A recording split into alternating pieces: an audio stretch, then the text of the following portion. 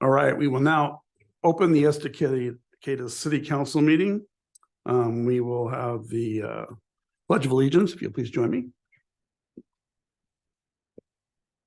I pledge allegiance to the flag of the United States of America, and to the republic for which it stands, one nation, under God, indivisible, with liberty and justice for all. All right, can I have a roll call, please? Here. Here. Here. Here. Here. Here. Here, thank you very much for that, Sadie. Okay, we were at the first citizen and community group comment, so I'm just going to start in here. The first one I have is Jim Moriarty. While the first person is coming up, can I read a couple of statements about public comment? Yeah. Okay. So we just want to share this evening that we thank you that this is a jam-packed room. Thank you for being here. We thank you for participating in public comment. For those of you who are going to, the public comment period is an essential part of local government meetings. And so each person will have 3 minutes to speak. We have 30 minutes at the beginning, and we have a couple of public hearings, and then we'll have 30 minutes at the end if needed. Our governing body takes the input into consideration. However, observance of Oregon open meeting laws, this means this isn't time for dialogue back and forth, but rather time for us to listen to you, the council to listen to you, and staff will be taking notes if there's notes of action, and the mayor can direct us if there's certain things he wants us to follow up on, but we'll be taking notes. So I want you to know that you're being heard. And also on the agenda this evening, we included discussion and a vote on amendments to the city code. We'll be discussing amendments to the downtown zone, but any of the changes that are adopted this evening won't apply to any current planning applications. The code that the council is going to discuss this evening sets the vision and objectives for future development. So it'll be a more broad discussion than maybe some are anticipating. I just wanted to share that. So thank you, Jim. All right, everyone hear me? Yep. Yep, okay. My name is Jim Moriarty, and I am an Estacada resident. Today, I was encouraging citizens to come participate in tonight's city council meeting by handing out flyers on doors in my community. I find it disheartening that a city councilor calls Estacada City Hall to rat me out. I am here at every city council meeting and participate in my city government because I care. And that's why. When did it become wrong to participate in government? My question to you, Councilor Prokop, is why are you trying to discourage citizens of Estacada, whom you represent, from coming to the city council meetings? I say to you, Councilor Prokop, shame on you. Thank you for your time.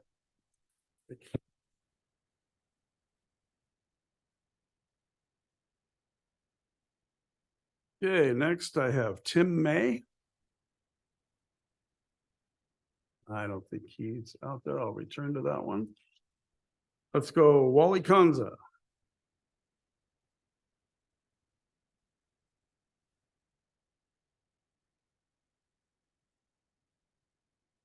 Good evening, everyone.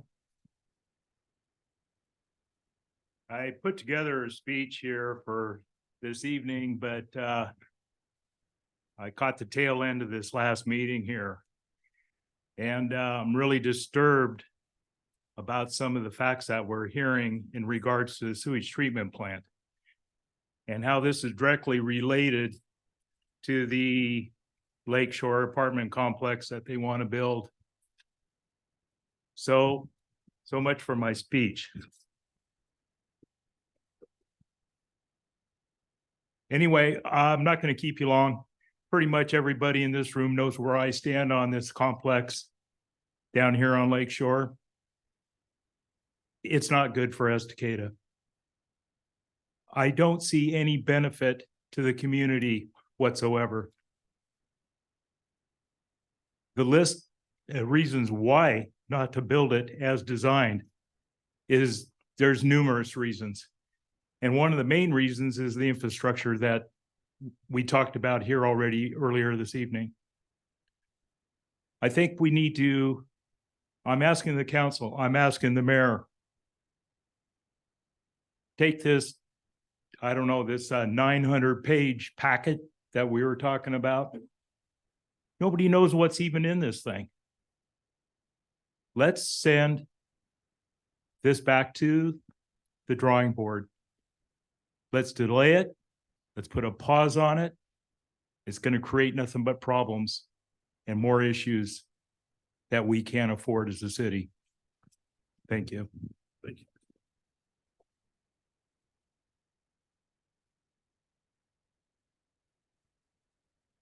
you. Yeah, Mary Etheridge.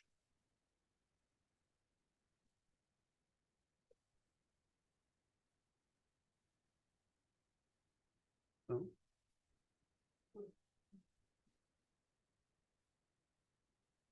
Okay, is Mary Etheridge online? You had your request to speak. Could you raise your hand if we don't see your name? Oh, okay. Okay, Jordan Winthrop.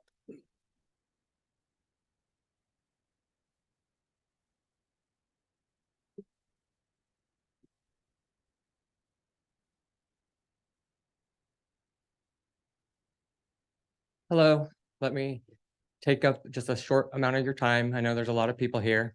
So what I wanted to talk to you about was the Estacada Candy Cane Hunt. I gave you guys some of these brochures. 20 local businesses have come together to give away $600 in shop local community gift cards. So in the first 10 days, we've had 200 people sign up and have generated over 350 store visits. So there's a lot of people going around Estacada searching for the candy canes. We recently sent out advertising all around Clackamas County using Coin6 News to 10,000 people. So we're going to get a lot more people signing up soon, and I hope some of you will sign up soon. All you have to do is go around to local businesses, find the candy canes, scan the QR code on it, and you're entered to win the grand prize. If you go to our app, every single day we give away a daily prize just by finding the word of the day. So you look through a list of all the businesses' advertisements and find the secret word, enter it, and you're entered into the daily prize. And it's really fun. A lot of people have been doing it, and we've already had 10 winners. So I would definitely invite you guys to play. So that's all I have to say today. All right, thank you.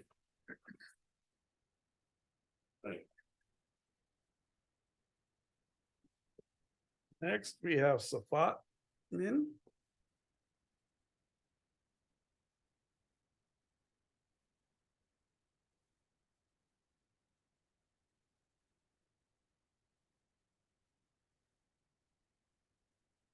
My name is Sapat. I'm an Estacada resident. I am here to read a message. Anyways, as a citizen, I am highly concerned this apartment project is getting a lot of attention from the community and city. I noticed that the city council, the people we elected to serve us, decided that this apartment project was not supported by our city codes, and that made a complete sense.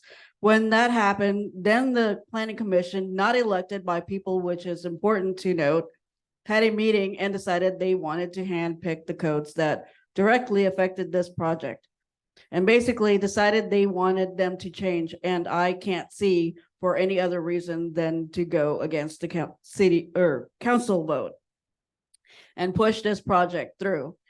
That is insulting to the council in my eyes. Also, it looks like the city staff has handpicked a design review committee specifically for this project. As a citizen, it feels like the city staff and some committee members did not like what our elected officials decided, so they are trying to do whatever they can to circumvent that decision. Why? Why does this project warrant such attention from the city? Why does this specific project gets its own design review committee? I'm telling you, this looks very bad on the part of the city, and I'm starting to believe others when they say the city has no respect for our city for our council and our mayor.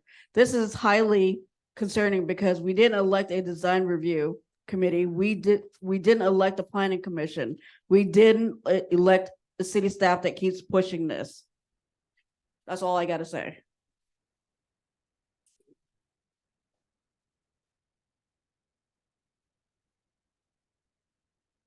Thomas McEnany, did I get that right? McEnany?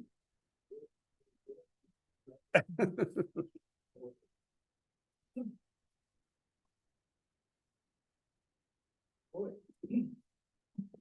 lot of people here to say something tonight, didn't it?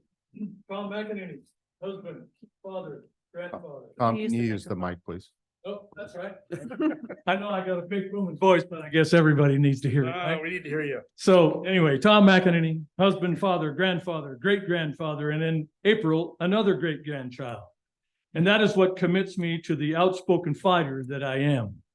Although all my children and their grandchildren are living elsewhere, and even as far away as Alabama, which breaks my wife's and my heart every day. I love this community, and most of all, I love my country. And I really do hope that when you stand and pledge allegiance to that flag, that you mean it as I do, to deep in my soul and my heart. So that brings me to the subject I'm bringing up, safety and security, once again. When I spoke to this body last time, I got the feeling that some might have thought what I was speaking about wasn't relevant, but was validated directly afterward by the vile, disgusting comments after I spoke. And since then, I've been shocked by what I've seen. And now today, several school districts evacuated because of explosive threats. One, Colton. How close does it have to come before we take things seriously around here? Law enforcement deemed credible, but now as I come down here tonight on the news, they say not so credible. How do we believe anything? What is credible? What is not credible? So I say again to this body, it needs to take this threat seriously. And if you don't, then you don't deserve to occupy the position that you're in. This community deserves, and I for one demand, that you make it known beyond a shadow of a doubt that you have all of their well-being in the highest regard. Thank you.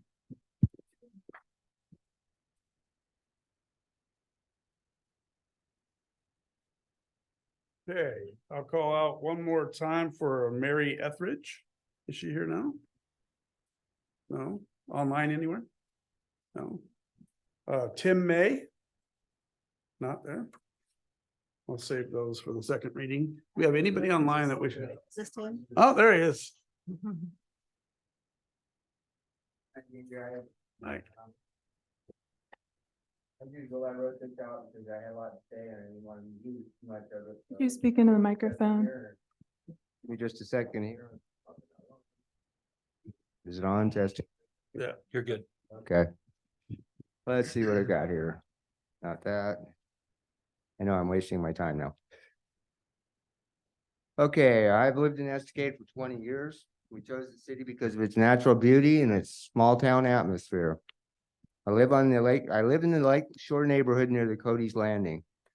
Cody's Landing is named for a residence, the Cody residence, which is on Lake Shore. Many of the locals refer to it as a rope swing because the kids once had a swing there. I am sad to say that neither the swing nor the landing exist anymore. The swing was lost when a branch collapsed and it's gone anyway. And the landing was washed away by the motorboat traffic some years ago. The swing was a loss for the local kids, but the landing disappearance had much bigger impact. And not only did we lose a great fishing spot, as there is only a steep muddy bank now where there was once a small strip of dry land, some of which was almost 3 feet out of the water. This loss affected the wildlife in our area greatly, taking vital hunting habitat away from our native mink. The lake has a variety of native species. number of native species that live around it. It includes osprey, bald eagles, beaver, North American mink, and otter, just to name a few. I don't blame the city for the loss, but it is forever gone nonetheless.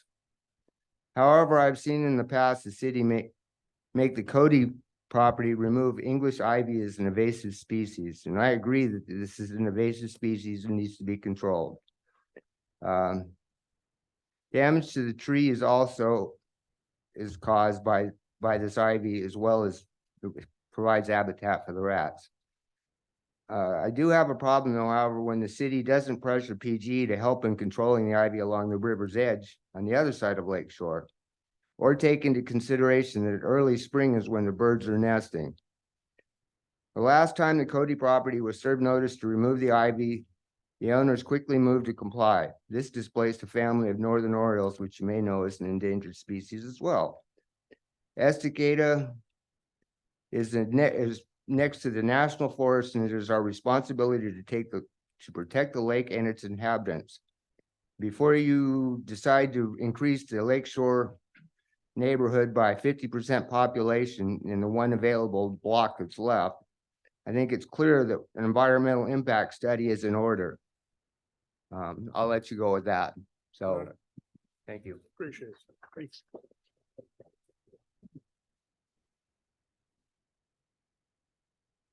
Okay, that's all I have in the first reading. So do we have anybody online, none online that have chimed in? No? I do Okay. have one that was asked to be read out loud into the record. Okay. So this is to the mayor and city councilors for city of Estacada.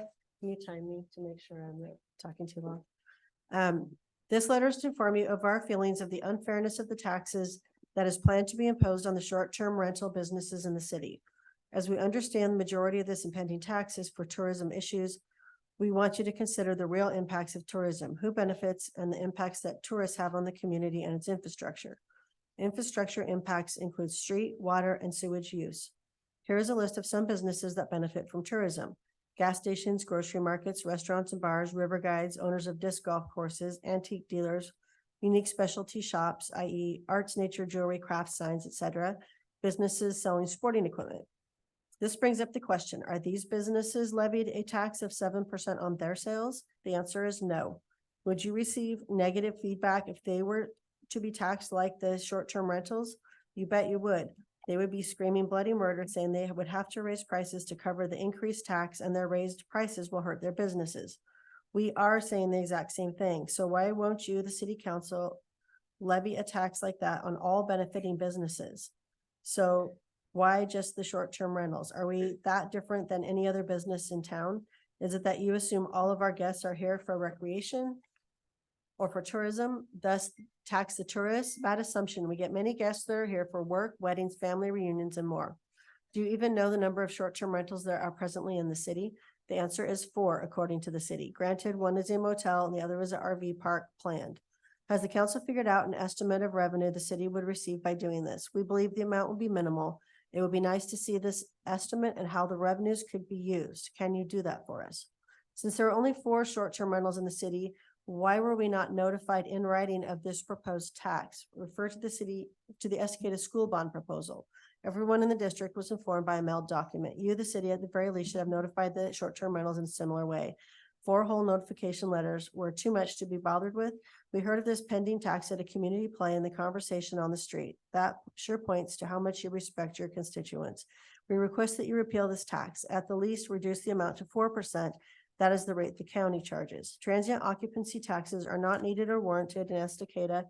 In our opinion, Estacada is not a big tourist destination. Better yet, put a 2-cent transaction tax on all businesses in the city. That way, all businesses have skin in the game.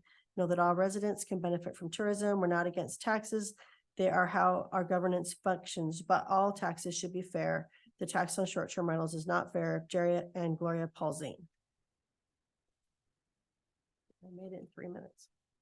Yeah. And we can respond, staff can respond to that, to some of their questions and do a little research on that. All right, great. Thank you. All right, moving along, we have the consent agenda. You've all had a chance to read over the consent agenda. Are there any questions? No? Can I have a motion on the floor for the consent agenda, please? I move to approve the consent agenda. Okay, I have a first. Do I have a second? A second. I have a first and second. All those in favor say aye. Aye. All those opposed? Consent agenda passes. Thank you. Moving along to department and committee reports. Commissions, committees. Do anybody have any reports tonight? So I will start off with you. I met with the traffic and public safety meeting, the traffic and public safety group, excuse me, the committee. And we discussed, it was a very productive meeting. There was lots of things discussed, traffic studies on Shafford and Sixth. They talked about stop sign options by the high school and up possibly on Cemetery. They also pulled traffic data from Campanella and some of those other stop signs, and they were looking at kind of the speeds going through there. We talked about the reoccurring issue with the speed bumps or the people, the vehicle traffic being too fast through Rivermill off Broadway there, or Broadway and Sixth. We talked about lighting in Campanella's Park and in other various areas. We talked about access as far as crosswalks and things like that being in the new neighborhoods and looking at how they can uniform that going forward into like Faraday Hills and other things like that as they develop more. Then they wanted to thank the staff for the staff that had that anthill come out and do down by the bridge off Lakeshore and down in there and clean up a bunch of that stuff. And they submitted pictures and it looked tremendous. Like they picked up a bunch of stuff, looks very clean, and they wanted to thank them on that. And then we just looked at addressing a bunch of other issues. I can forward that and those notes to anybody that would want to see them, but it was a very productive meeting. Okay, great. Thank you. Next, who else has got something? Anybody? Jerry? The Arts Commission has an event coming up this week. It's December 14th at from 5 to 8 at the Wade Creek Community Room. It's Estacada Creates Music. It'll be a really good event. There's going to be a lot of music going on. Come and join and enjoy. Okay, thank you. Jerry, anything from the school district? They meet Wednesday. Okay, great. I forgot one key thing. And this is more stated for the community that they're gonna be, the traffic and public safety is gonna be increasing their presence on social media. They're gonna be addressing winter driving things so that we can look at like when the road should be de-iced and the route, emergency routes, stuff like that, just so that there's more public information. You should see that. That's something that they're gonna be working towards being more communicative within the community as well. Just more Great. about that. Thank you. All right, there's no more out here. Heidi? Yeah. Okay. Moving along, we are at the city manager's report. All right, thank you. I just have two things I wanted to bring up. First of all, I wanted to say thank you to John Van Stavern, who is not here this evening, but he is the president and senior scientist with Pacific Habitat Services. And he was one of the lead team members who worked on the Wade Creek Restoration Project. And he nominated that project to receive the Stream Award, which we did receive from the State Land Board. And receiving that award called the Wade Creek Restoration, which is working fantastically right now. We can see with all this rain. And it called the project to the attention of the governor, which brought her to Estacada last week to see the restoration in person and learn more about what is going on in Estacada and how the state could help. And I want to say Mayor Drinkwine did a great job sharing our need for additional funding for a wastewater treatment facility, and was also able to stress the need for small towns like ours to be able to have some control in the rate that growth is occurring. So it was a good discussion on that, and I appreciate them, Mayor, meeting her with me. And then secondly, I have a couple of, can you share the screen? It should be on I think it's on the Google tab. I want to share a sneak peek of the Lakeshore Water Access Project. Is there oh yeah, is it because I tried to save it as a PDF, but is it the first tab? No.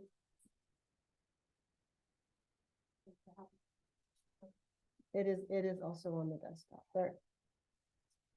For some reason it's like Google Doc. Okay.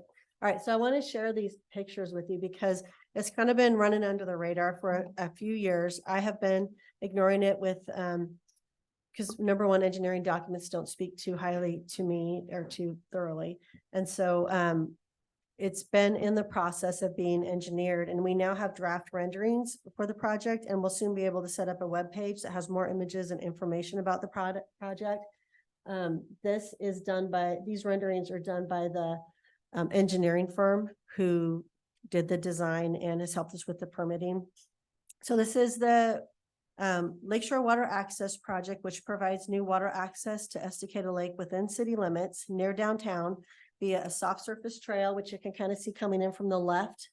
And so it's not ADA compliant 100%, but we'll make it that way to the greatest extent we can, so that people can at least get to the first landing. If that you can see the stairs come down on the right and the path comes down on the left to get to that first landing. And then it gets a little steep going the rest of the way down.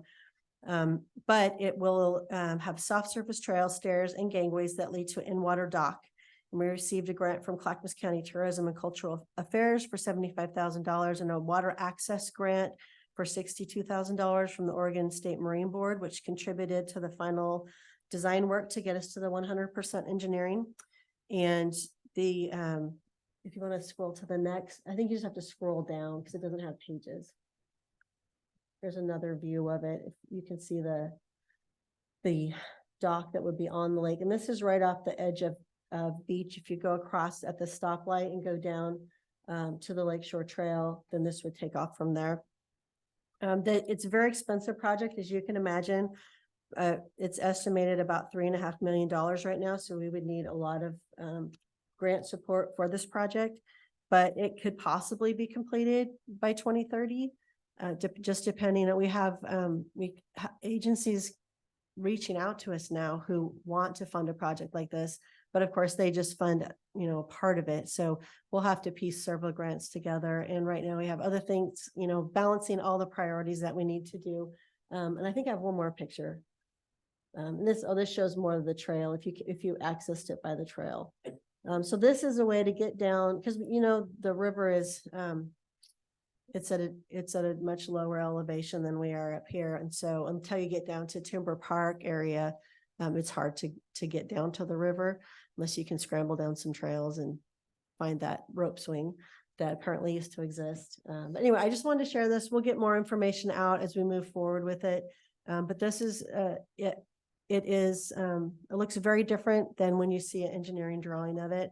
And this kind of brings it to life and how it could be enjoyed by our community, as well as people that might visit with their kayaks and stand-up paddle boards, because the river gets very busy with them in the summer.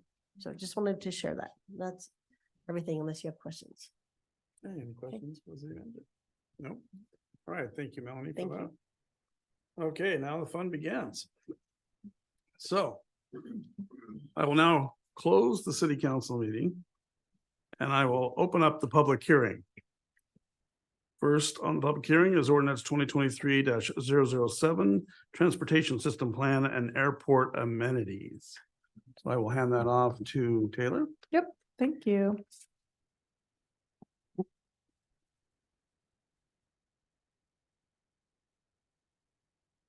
right. Hey, so we're here to finalize the adoption of the Transportation System Plan and Airport Amendments. This is ordinance number 2023-007. And so tonight, the council will hear the proposal, they'll hear testimony from the public, and then they'll have an opportunity to discuss and vote on a decision. Next slide. So the proposal includes a few couple main components here. The first part of it, the bulk of it, is the Transportation System Plan, also known as the TSP. And this is the city's long range, so looking 20 years into the future, plan for how we're going to develop and manage our transportation system in order to accommodate the growth that we expect. And then the other part of these amendments are the airport related plan and code amendments. So that includes policies related to the Valley View Airport and also land use regulations, so zoning, to protect the Valley View Airport and also prevent conflict with surrounding uses. And then just a couple notes on the project management. Project was managed by city staff and project consultants from DKS Engineering, MIG, and JLA Associates. All of this was done in close coordination with our ODOT representatives and with regular engagement throughout the project with the city council, your city boards. There was a project stakeholder group or advisory group, and then engagement with the general public in a number of formats. So just a little bit super high level background here. The project was conceived back in 2020, which feels like so long ago now. And we got a grant to update our outdated 2007 transportation system plan. And then we kicked off the project in early 2022. And around that same time in early 2022, we were becoming aware of some issues that we had, kind of legal issues that we had relating to the zoning around the airport. And so we worked on all of these kind of in tandem, you know, at the same time across the past year and this year, working with city council and the boards and the public to update our whole TSP and to develop these new airport related amendments. And so today, this is the second public hearing. The Planning Commission first held a public hearing on this proposal back in November. And today we're forwarding their recommended approval to the City Council for a decision. Order of events. First, I will summarize the Planning Commission report. That report is what documents how this proposal does or does not meet the approval criteria that have to be met in order for us to adopt these amendments. Next, we're going to hear from the project consultants who will talk about, you know, more in detail about the specific content of the transportation system plan and the code amendments that are associated with the transportation system plan. We're going to then hear from city planning staff for an overview of the airport related amendments. After that, we will take questions from the city councilors. So I think you all have a like public hearing procedure paper in front of you. We will take questions from the council. Just if there's anything in the presentation that you felt like there was information missing or something was unclear, we would probably want to take those questions right at the end of our staff presentation. So that's number 3. And then we're going to take a 5-minute break. Then you'll hear public testimony. Then we'll come back for the city council to discuss. So you'll make a motion. That motion opens up the possibility of discussing the motion, and then you can vote. That's how I think it will go, at least. I'm not the leader here. Okay.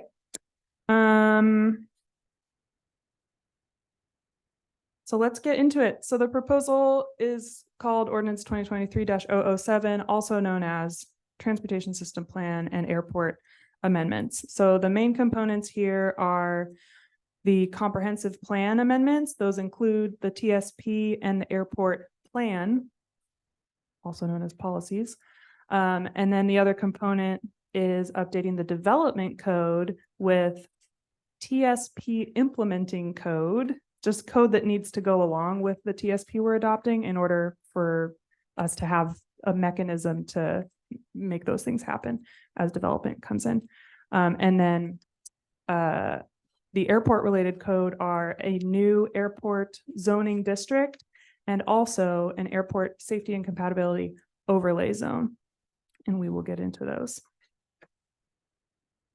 So as I mentioned, in order to adopt these changes, the city is required to make findings, which is just to determine that all of the approval criteria that apply to it have been met. So I wanted to put up on the screen, these are the 3 categories of approval criteria that apply to this type of proposal. You have your statewide planning goals, 14 of which apply to the city of Estacada. We have our comprehensive plan goals and policies. And then we have our development code regulations. So the Planning Commission report goes into pretty good detail about how this proposal does indeed satisfy all of those approval criteria that I was just mentioning. I'm not going to go into all of those details, but it's in the packet and I will summarize them. And then if the city council agrees with those findings, then you have the authority to go ahead and adopt these amendments. So on the next slides, I'm going to, as I said, just summarize how the package does meet these approval criteria. After I go through those summaries, I'm going to hand it off to our project consultant, John, to get started digging into the details of what's in the plan. So I'm bundling the goals. They can kind of be bundled by topic. And so I've then labeled them with S for if it's a statewide goal and C for if it is a city goal. The first bundle of goals here are all procedural. We are required to involve the community in the development of these plans and amendments, which we did very much throughout this process. We provided a lot of opportunities and formats for public engagement, board engagement, stakeholder engagement. We are required also to follow an established comprehensive planning process, which we did. And we are required to coordinate with relevant state and local agencies through these planning processes, which we did. So we check all those boxes. There are a few not applicable goals here at the bottom of the page that I won't go into. So the first bundle of goals on this page, so these all relate to natural resources and recreation. So to summarize these findings, the proposal meets these goals with solutions that protect environmental and scenic resources and that provide access to key recreational opportunities. The second bundle on the page at the bottom, these relate to environmental quality and hazards. And so we meet these goals with recommendations that support emergency response during natural disaster, access to alternative fuel sources, reduction in vehicle trips, and seeking opportunities to combine transportation projects with other infrastructure and environmental mitigation projects. Okay, next slide. All right, so economic development goals. These are supported by solutions that provide access to key employment centers and essential destinations that promote the efficient movement of freight and that support tourism. Housing goals are supported by providing transportation infrastructure to accommodate existing and future residential neighborhoods. Public facility goals are met by this plan to provide all of these various transportation facilities as prioritized in the plan. Energy goals are advanced by projects and policies that reduce vehicle miles traveled, improve fuel efficiency, and support alternative fuel sources. And the urbanization goal is supported by policies and projects that accommodate forecasted housing and employment growth, that encourage efficient transportation facility development within our existing UGB, and thereby delay the need for a UGB expansion. Okay, and finally, the most relevant goal is statewide planning goal 12. This is our comprehensive plan goal number 10, transportation. So the state has something called the Transportation Planning Rule, or TPR, and this specifies what must be included in a local transportation planning effort. So what we just did with our TSP. And also specifies what must be addressed and included in the plan itself. And so this TSP was developed according to the state's TPR requirements and in support of the overall goal of providing a safe, convenient, and economic transportation system. And so our consultants and then Alan are going to talk more specifically about the recommendations that are included in the TSP and in the airport plan, which will ultimately support that statewide planning goal. So first, we're going to hear from John, then I think we're going to hear from Brandon with MIG, then we'll hear from Alan, and then as I said, we would like to take questions from the council at that time before going on the 5-minute break, if we still want to do that break. Yeah. Okay, thank you.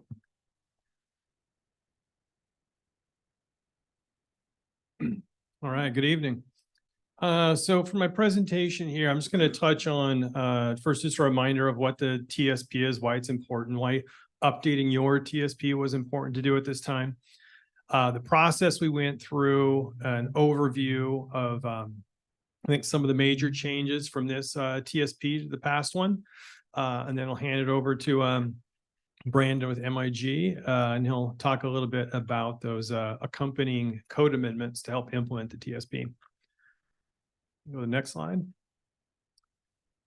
So the importance of your transportation system plan, your TSP is an extension of your comprehensive plan. Specifically, it's the transportation element of that plan. And it looks 20 years out. So it's your long range plan that looks at how you want to improve your transportation system, all the major modes. We specifically looked at, walking, biking, driving, your transit modes of travel, and how that relates to the growth that you're expected to experience over that time period, with the expectation that you can maintain your transportation facilities at a level that can continue to serve the community. Go ahead and go to the next slide. And then there's a few reasons specifically why TSPs or updating TSPs are important just in general. One is it's a good opportunity to coordinate with your regional agencies on transportation planning issues and investment decisions, finding common interests, opportunities to cooperate and collaborate.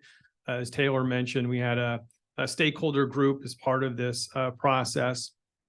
ODOT, Clackamas County, other agencies were part of that group participating in this process. As I mentioned before, it's just an opportunity to make sure that planned growth in the transportation services that are needed to support it are staying in step. And then also it goes a long way towards making you competitive for any kind of grant funding you might want to apply for. In a lot of cases, it's almost a pass-fail criteria because it demonstrates to whoever's offering the grants that you've already put some effort into determining what it is you want to do, and there's public support behind the process by having an adopted plan. So kind of their assurance that it will get built goes up. Go ahead and go to the next slide. Thank you. So specifically for this TSP update, the current TSP was originally adopted in 2007. There were some subsequent updates in 2011, 16, and 2018. Which, if memory serves, was for a UGB expansion in the northwest part of town, the downtown Riverside area plan, and the active transportation plan. I know some of that work actually got physically incorporated into the TSP. Some was adopted as an amendment. So it's in separate documents still. So you have to kind of know where to go look to find it all. Also, the forecast, so the traffic forecast and the growth forecast from all those previous updates that I mentioned, those were not updated as part of those.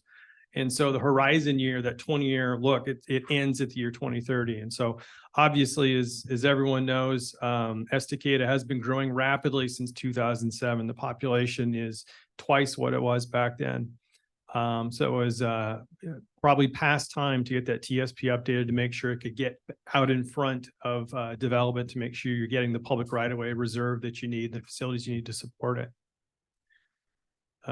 And it was an opportunity to get all of the work from those past updates all back into one document. Go ahead and go to the next slide. And so our process is about 19 months, starting the spring of 2022. And it's kind of shown on the graphic there. We went through a kind of 3 different phases of the process. The early phase, it went from the spring through the fall of 2022. was where we were revisiting just the community values related to transportation and which we documented in our goals and objectives that told us things that we wanted to try to accomplish with this plan. And also how we wanted to kind of conduct the process itself, and just examined again what seemed to be working well and where were the big needs in the transportation system over the 20-year horizon. And the next phase was then looking at potential solutions to address those needs. And then the last one, we took all of that work and put it into the TSP and are carrying this to adoption. And kind of at the bottom of that graphic where it shows the circles and the diamonds there, it's our represent some major components of our public involvement process, which I'll go into a little bit more detail in the next slide also. But we were guided throughout this process at all those major milestones through 4 briefings with the city's Diversity, Equity, and Inclusion Committee, 4 meetings with the stakeholder group we had, which was pretty large and representative not only other public agencies in the area that you coordinate with, but a lot of different community members. At 4 city council work sessions and 2 major public outreach periods. And before I forget, I have a note there at the bottom that's just kind of a reminder that the part you're adopting, it says volume 1 on the cover. That's the TSP itself. Volume 2, you don't adopt. And really what it is it's the archive. It's the technical appendix to the TSP. So all the meeting summaries, documentation of the public comments that we got, all of the technical documents and memos we developed along the way, they're all stored in volume 2 if anybody wants to go back and reference some of that documentation someday. Next slide, please. And so a little bit more about our outreach process. We really wanted to use kind of as many different ways and media as we could to try to reach different members of the community. And that included, fact sheets and flyers that were posted around the city, our project website, which is running the whole time, social media posts as well, using the city's social media. There were 2 open houses at kind of those key milestones in the project, kind of those 3rd points that I showed on the graphic. And then that's where we're physically in this room with all the materials here, talking to, whoever showed up. And then at the same time, during both of those, we did 2 online surveys and online open houses, and those ran for 3 weeks each. So it was all the same material that we shared with everybody here physically. If they couldn't show up, it was available online. They could fill out the comment forms that way. Also, some of our team members did some canvassing. So they actually just walked around downtown, letting people know about the project. There was a tabling at a What's Up Estacada event over at the library. We did one-on-one interviews with stakeholders in the community that represented business owners, transit providers, low-income residents, senior citizens, school transportation, and people with disabilities. We used press releases in Estacada News, used the city newsletter to get the word out. We sent out emails to our interested parties list. And lastly, Ant Farm helped us out, and some of your city staff did a youth outreach event with school children. Next slide. So as I already mentioned, there's the 2 volumes to the TSP and the code amendments that go along with it that we'll talk about in just a moment. Go ahead and go to the next slide. So I'm just going to give some highlights of volume 1, the TSP itself. What were some of the bigger things that were updated compared to the 2007 TSP? As I mentioned before, the goals and objectives, we redid those. I mean, a lot of time has passed since the last time we went through this process. So we wanted to kind of revisit with community members what was important to them related to transportation, what they want us to accomplish with the plan, long-term. In a lot of ways, it's very similar to the goals. A lot of things about just efficient travel, safety, transportation options. You'll all find those back in 2007 as well. Probably the biggest difference with this one is there are some new goals that just kind of expand some of the interest areas specifically related to economy, environment, and equity. And then the growth assumptions, of course, were updated. So using the most recent housing needs analysis and economic opportunities analysis, our forecast for how much traffic that we needed to serve with the transportation system is now current and responds to those. And then we modify the future street locations and some of the assigned functional classifications of those, which is the graphic on my slide here. So some of the proposed future streets have changed since the last TSP, and some of that was based on environmental or topographic challenges. It was based on where the development has been occurring and working kind of to serve that better or around that, where maybe it's already kind of, blocking where we thought we might want to go at some point. And some of the, and just kind of overall discussing the connectivity needs with the community and our stakeholder groups. So that's all been updated. Go ahead and go to the next slide. And then updated the typical street designs. That's that graphic on the right side of the slide there. And for one, we provided some more clarification on when to use some of the smaller components of a typical street, whether it's the travel lanes or the bike lanes, landscape strip, sidewalks, and when to stick with the standards. And we improved bicycle facilities in all the collector streets, and added a lot of special designs, and those come straight from the active transportation plan work that's actually already been adopted. It's just not physically in the TSP. And so, I think your current TSP has like 2 pages of street design, typical street designs in it, which is kind of common, 2 or 3 pages. Now I think you've got like 16 pages of them because we had a lot of specific routes where we wanted a special design for the street through the active transportation plan. So all of those are now in the TSP, and it's mapped out where all those go. Also, mobility standards were updated, so that's if you responding to development applications, and you probably talked about level service of intersections or streets, and if they're able to provide that, those were all updated based on now the new growth that has been projected, and the transportation system that we are planning to serve that. What should we be able to achieve, and making sure that those align. We also kind of finesse them a bit. So we have different mobility standards if you're talking about an intersection that just has stop signs versus traffic signals, or a roundabout if you have one in the future, because they all operate a little bit differently.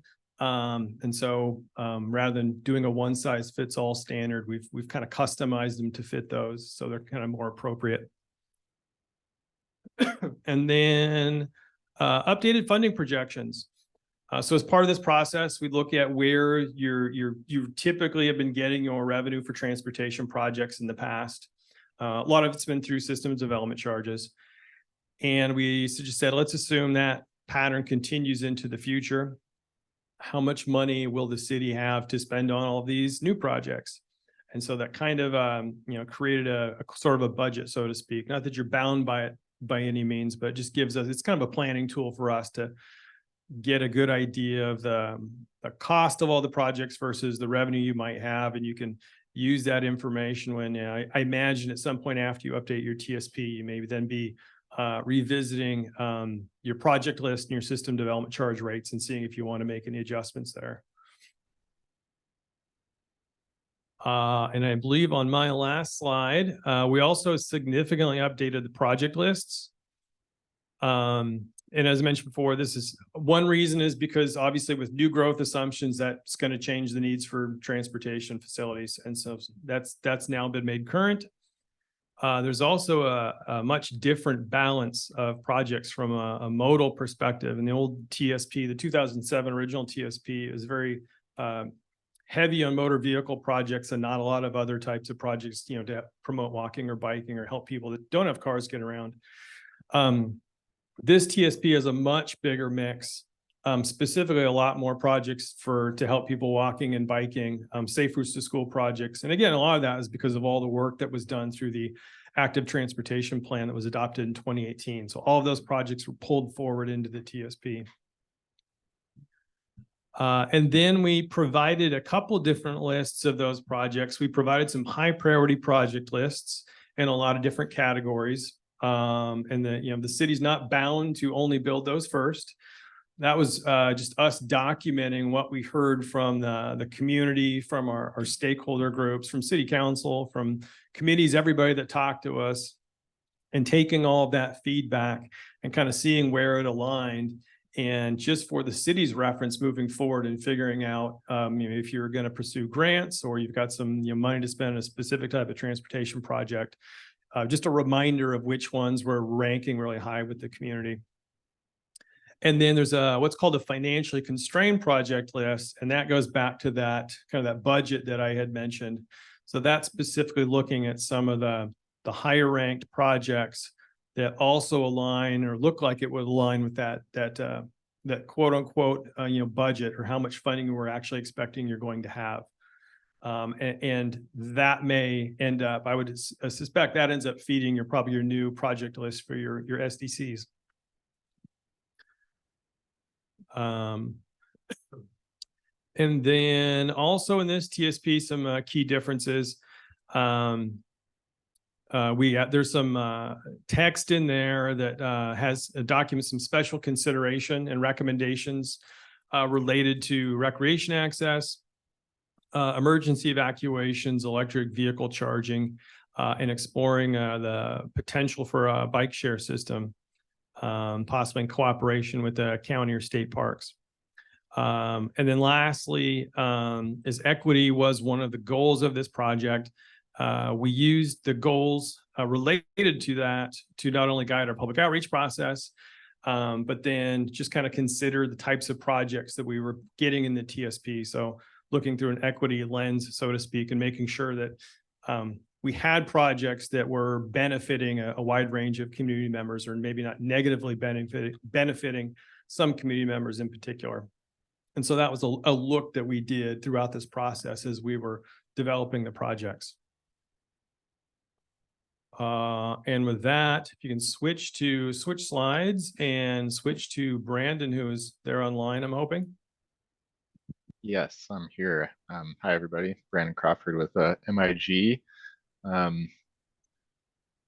So our role in the project was really updating the city's code, the Estacada Municipal Code, or the EMC, to help implement the TSP as land development occurs.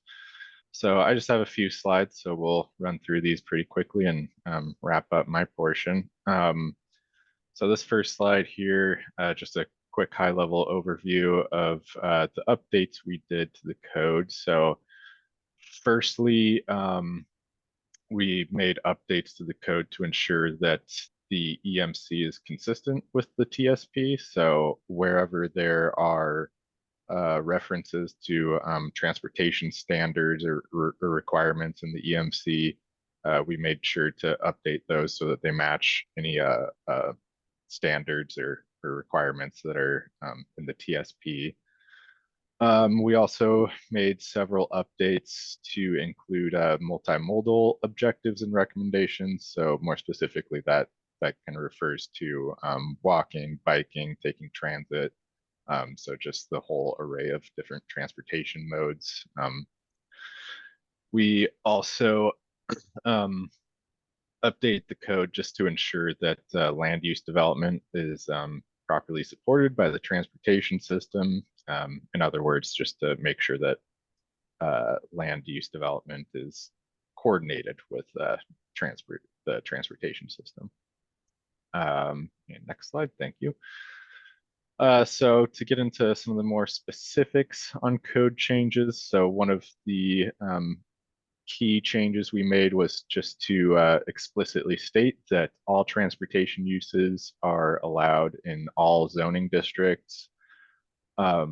So there were various places in the code that said it was allowed in this zone, but it was silent for other zones. So really what we did was kind of struck where it said it was allowed in all zones, and then in a certain section we just said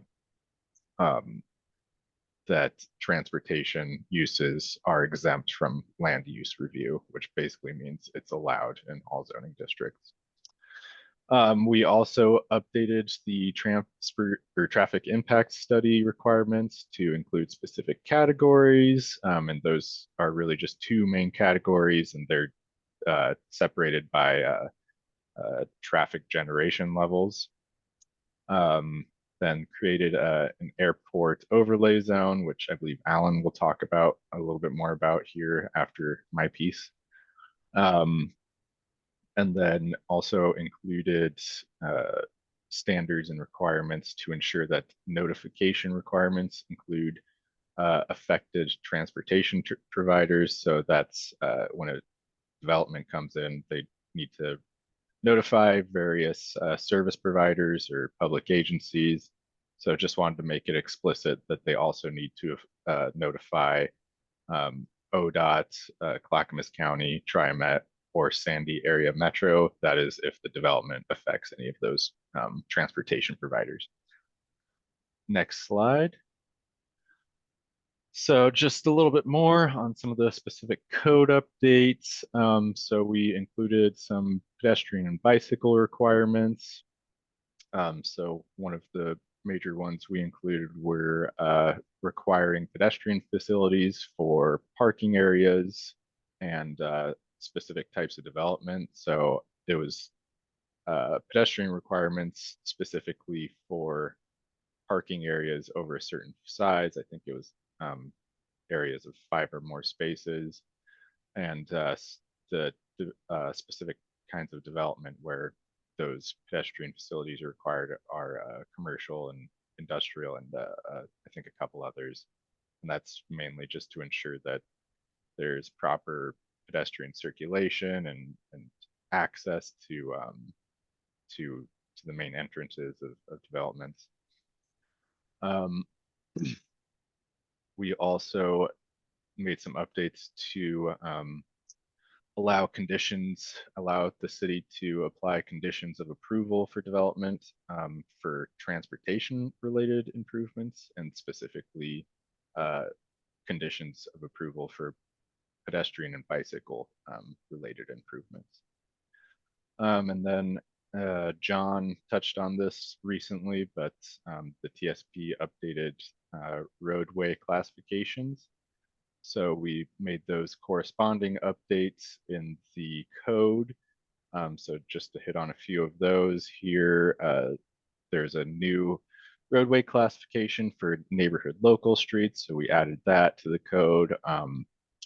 Also added classifications and standards for alternative roadway designs. So every classification, standard classification has an alternative. So local roads have a local alternative, collectors have collector alternative.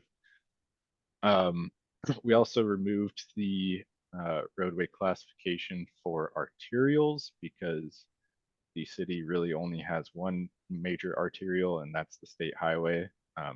So there wasn't really much of a need in having that standard since there's only one, and it has to follow the state's requirements anyway. And we decreased the number of required lanes and right-of-way and lane width for major collectors. And then we also added standards for sidewalk width, bike lanes, and landscape strip dimensions. And then lastly, we also increased the access spacing for major and minor collectors. That was another TSP consistency update, and kind of the main purpose of that is to improve safety conditions along these areas. And to clarify on access spacing, that's the space between intersections and driveways along a certain segment of road. And I think that's all I have. I can probably go to the next slide. Yeah, I think I'll pass it off to Alan now. All right, thanks, Brandon. So I'm going to talk about the airport specific amendments for a bit. Try to be brief. Everyone's been so patient. Yeah, just a little bit of background. So in early 2022, an application to annex a property near the Valley View Airport was submitted. And as the planning department processed that application, it became evident that the city's development code was missing a crucial chapter. So basically, I'll go back a slide. Estacada has an airport designation on its comp plan map, as you can see in the lavender there, but we don't have an airport plan. And that means that we don't have comp plan policies related to the airport, nor do we have an airport zoning code. So there's no standards around what can and can't exist in that zone. But Oregon State requires that cities with airports within their UGB have an airport plan and code language for the airport zone. So not having those airport policies and code language has left the city open to lawsuits. So in February of this year, the council discussed with staff prioritizing the preservation of the Valley View Airport by developing code language and policies specifically for the airport zone. And all year, planning staff has been working with state agencies. So that's ODAV, the Oregon Department of Aviation, DLCD, the Department of Land Conservation and Development, City Council, and the Planning Commission to develop solutions to the issues involving the airport. And we are including proposed airport amendments to be adopted as a package along with the TSP. Okay, so there's three main elements that are compose the amendments package for the airport. So it's the comp plan amendments, and that includes additions and revisions to language and policies, specifically in chapters 6, 10, and 12, and they're very minor changes in chapters 6 and 12. Most of the changes, the substantial ones at least, are in chapter 10, which is the city's chapter, or the comp plan chapter on transportation. And then there's the airport zone code, or the base zone code is what we're calling it. That would be a new chapter in the development code. And that code would correspond to the existing airport zone designation that I showed you before. And then thirdly, there's the airport safety and compatibility overlay zone. And that would also be a new chapter in the development code. And that's very similar to what the county has right now, except that our code would be more detailed and it would be specific to the Valley View Airport. It wouldn't be like a pan-county plan. Okay, and then I'm going to go a little and do a little detail about the comp plan amendments. So chapter 6, as I said, really minor updates. We made some changes to the noise subsection. We removed outdated references and fixed some unclear language. And then we moved some policy items to a new section in chapter 10 dealing with the Valley View Airport. And as I said, chapter 10 is where most of the changes occurred. The existing transportation chapter only addresses land-based travel. There's nothing about the airport. So we are proposing to split the chapter into two sections. Section 1 would contain the TSP and it addresses land-based travel. And then new section 2 contains the airport plan and it would address airport-related issues. And that section would give background about the Valley View Airport, establishes a scope of airport safety, or the scope of the airport safety overlay zone. It would give some context on state rules regarding the city's responsibility to adopt airport regulations in the airport area. And it would establish objectives and policies to support and protect the airport as a valuable resource for the region. And then chapter 12, again, minor updates, just some slight changes, removing outdated language and clarifying and such. Okay, so specifically about the airport zone code. This section would implement the city's new comp plan policies relating to the Valley View Airport. It would satisfy statewide planning goal 12, which is the transportation goal. It would satisfy OAR 660-013 that states that a city or county with planning authority for an airport must adopt related policies and land use regulations. And importantly, it would take the city out of the legal jeopardy that it's currently in, as we discussed before. And it also allows certain airport-related commercial, residential, and recreational uses, such as, so here's a list of the uses that would be allowed outright that we're proposing. I'll give everyone a second to look that over. As you can see, most of them are flight-related. There are also some agricultural and forestry related uses, as well as an allowance for one single family home or duplex, plus an additional dwelling unit on each lot.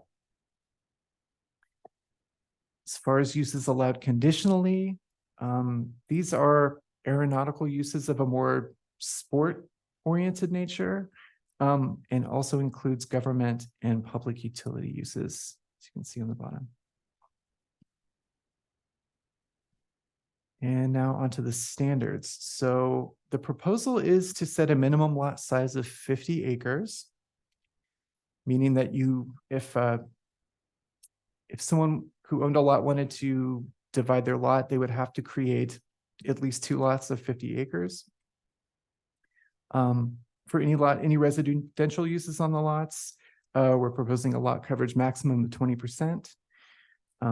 Proposing no dwellings within 200 feet of the runway, and the same setback requirements as in the R1 zone, which means 20-foot setback from the front of properties, 5-foot setbacks from side property lines, and then I think usually 15 from the back. Okay, now onto the overlay zone. So this would also be its own chapter in the Estacada Municipal Code. It would establish an area over the airport and beyond. And within that area, it would establish compatibility and safety standards to promote air navigational safety, and also impose additional height limitations. And this is all with the goal of reducing hazards for residents, workers, and people flying in and out of the airport. And it also creates standards for the following. It would require notice of land use or permit applications under the overlay to be sent to the Oregon Department of Aviation and the airport owner. It outlines procedural requirements around land use and permit applications, restricts uses in the runway protection zone, approach surface, and then the airport impact areas, protects existing non-conforming uses, but also limits expansion of any non-conforming uses, again, for safety reasons. And then these are some future actions. So staff is recommending that these following 3 actions that I will discuss be included as conditions of approval for this proposal. So the first one is the city shall develop and adopt a set of maps and figures that depict the dimensions detailed in the airport safety and compatibility overlay zone. So that's basically just the drafting of the airport overlay zone map, which would show exactly which properties were under the overlay and therefore would be affected by its requirements. Also states that the city may contract with licensed surveyors or engineers for technical assistance in drawing that map. And number 2, the city shall amend the comprehensive plan and zoning maps to depict the boundaries of the airport safety and compatibility overlay zone. So this is kind of the administrative component of number 1. This involves filing a notice of a comprehensive plan and zoning map amendment with DLCD, the state planning agency. And then it would require city council to adopt the ordinance to make the map amendments official. Oh yeah, go ahead. One other thing that would happen with the first item here is that we would get the boundary of that overlay zone drawn, the horizontal boundary. And we would also get, so a bunch of those, what the aviation world calls imaginary surfaces, transitional surfaces, runway protection zone. A lot of those are like 3D dimensions that need to be drawn up and easy enough for staff to understand if we're looking at a development proposal. So those would also be developed in that process by licensed qualified surveyors or engineers. Thanks. Yeah. Okay. All right. And then the third, the city shall develop and consider amendments to the comprehensive plan and zoning maps to include all airport related properties in the airport zone. So this came about because after speaking with several property owners living in the airport zone, we learned that many properties are considered part of an air park, which is directly tied to the main 59-acre airport property. And some of these smaller properties are also designated R1 on the city's comprehensive plan map, where maybe they should actually be zoned airport. So in order to determine this, staff is requesting that the city consult with stakeholders and review state and county records to support city council's determination of the appropriate boundaries of the airport zone. So this is something that staff would research and then present to council to make a decision as to which properties should be included in the airport zone. And this condition, just a side note, this condition would not be required to amend the maps for the overlay zone. That was a lot, and that's all I have to present right now. Are there any questions? Any questions?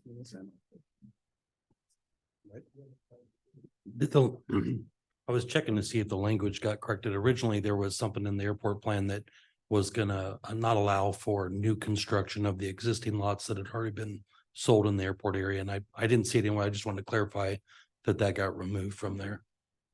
Yeah, yes.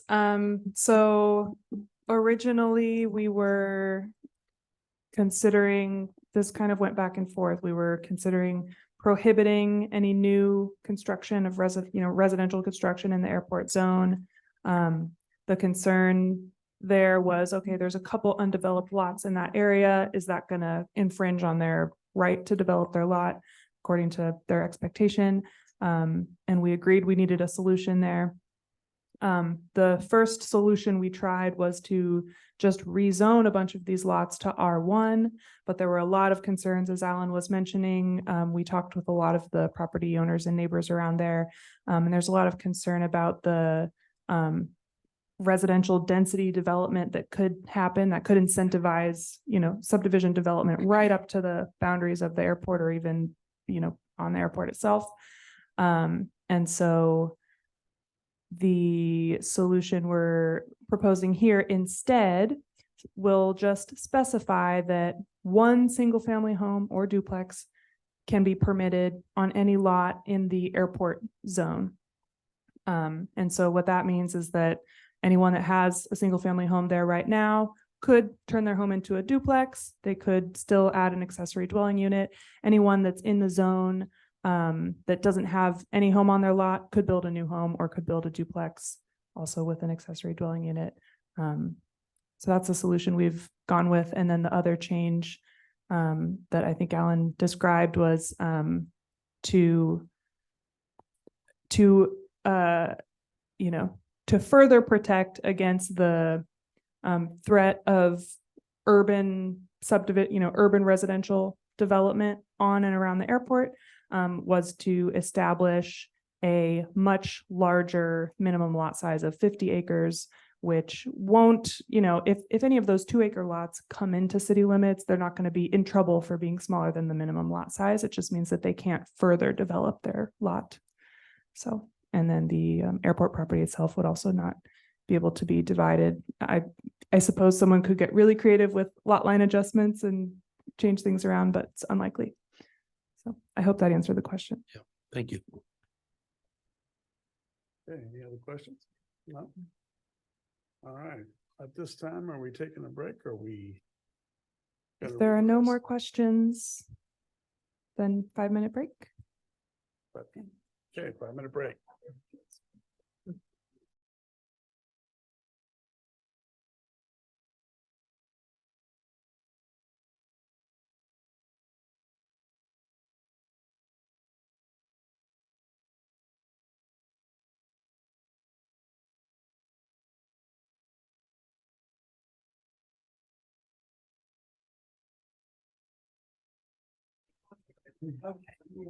All right. All right, we ready? We're ready. Okay, if we could bring everybody back into this.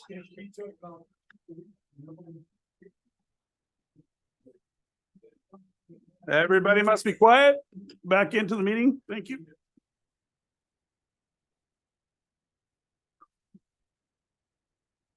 Okay, Okay. next up. Okay, so this is, we'll go out, first I'll read it. Did you need to ask if anybody needs to abstain or declare ex parte? That's right. That's That's right. not what you read next? Yeah, okay, so do any members of the council wish to abstain and declare ex parte contact? No. Okay, is there any correspondence regarding this application at all? Not, all of the correspondence was included in the packet. that we Okay, received. great. Thank you. Now I will read a statement about evidence presented at the hearing. An issue which may be the basis for an appeal to LUBA must be raised prior to the close of the record at the final eventuary hearing on the specific application. Such issues shall be raised with sufficient specificity so as to afford LUBA and the parties an adequate opportunity to respond to each issue. Failure of an issue to be raised at the hearing or in person or by letter, or failure to provide sufficient specificity to afford LUBA and the parties an adequate opportunity to respond to the issue precludes an appeal to LUBA on that issue.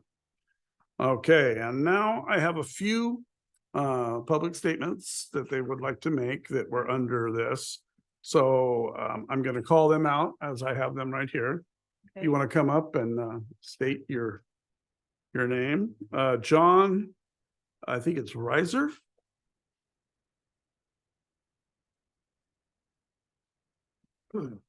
Okay, just a couple things.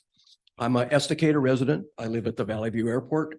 I've lived there for 18 years. I moved out here because of the airport community. And I'm campaigning for the airport. And I think what we're doing here is a good idea. I've worked with the planning and I've talked to the counselors and I've talked to a lot of people, a lot of my neighbors. And if that's the best we can do, that's the best we can do. It's a private airport, but hopefully that'll put some stumbling blocks and not turn it into a housing development. The other thing is, with your TCP plan or whatever it is, if you're working with ODOT, are we working with 224, 211, 212 to make some kind of, we're growing 50% in the last 10 years. And if you drive into town on the Carver curves, people are so scared of those curves, they like to go 35. So I talked to the ODOT last year, and their plan for the highway was to put ADA curves in Estacada. And they're not planning on anything. So I hope we work with the ODOT and our other partners to improve the arteries into town. A lot of people are having to go to Sandy now because they can't get through the curves. So anyway, I think that's all I have. But Well, we thank you for that. I think I like the airport plan. We need an airport. It's a paved, lighted runway. And if we lose it, it's gone forever. Yeah. And I hope all these developments around it know that it's an airport. So down the road, we don't get bitching, planes going in and out. So thank you. We enjoy that airport, so don't you worry. I know you do. Okay, next I have Stephen Davies. Is that right?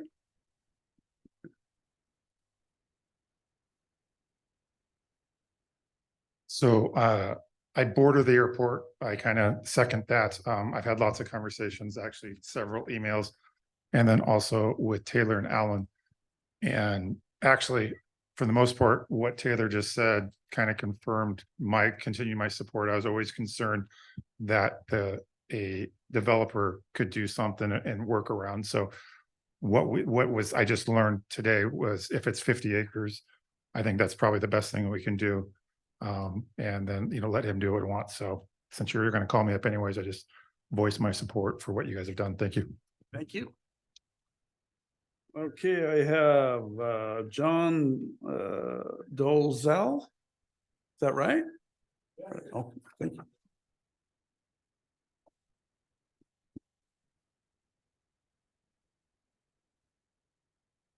My name's John Dolzall. I live in Estacada, and I'm also a member of the Traffic and Public Safety Committee. Under the auspices of that committee, I've diligently been following the Transportation System Plan. I've read everything sent to me regarding the TSP. Amused and then alarmed at the 927-page meeting packet. I've been waiting for it, and it finally dropped less than a week ago. That's not much time to read a lot of material, and I wonder how many people actually did. There's a lot of ore to sift, but I did find a few nuggets. I remember the TSP draft for September had about 12 changes made for the October draft TSP. In the current meeting packet, there is a section titled Draft Amendments to Estacada Municipal Code, and it's subtitled Transportation System Plan. It starts on page 208 and runs 30 pages, and there are changes on every single page. They total about 53 green additions and about 29 red subtractions, which is way more than 12 from the month before. Page 257 states the TSP quote will also need to consider locally adopted plans, including the 2011 downtown plan, the 2018 active transport, the 2018 parks master plan, the 2019 economic opportunity, and the 2022 housing needs. Some of those I've seen, but some of those I've never seen until this particular packet. Pages 260 through 291 have a dialogue box that states what this means for the city of Estacada TSP and is referenced 17 times. I don't recall any of it in the TSP drafts that I got. Page 689 regarding some airport area zoning, it looks like there's a request to change it from a 5-acre minimum to a R1 low density zone that I think has a 5,600 square foot minimum. Page 239 states the revision to downtown code. There are 10 pages of ordinances and 80% have changes. Page 916 starts the ordinance changes pertinent to the D zone, another 10 pages and another 80% with changes. I laughed after reading all the siding and color rules when I got to page 920 that says there's a 65-foot height maximum. Who cares what color or texture it is when you see that monolith instead of the beautiful river and the riverbank? I'm basically neutral on all of these measures, but it sure feels like one of those pass it so we know what's in it kind of things. I think we can do better. If you have to vote based on the amount of data dropped in such a short time, I urge a no vote. If appropriate, perhaps tabling these measures would be best for our community at this time. Thank you. Thank you.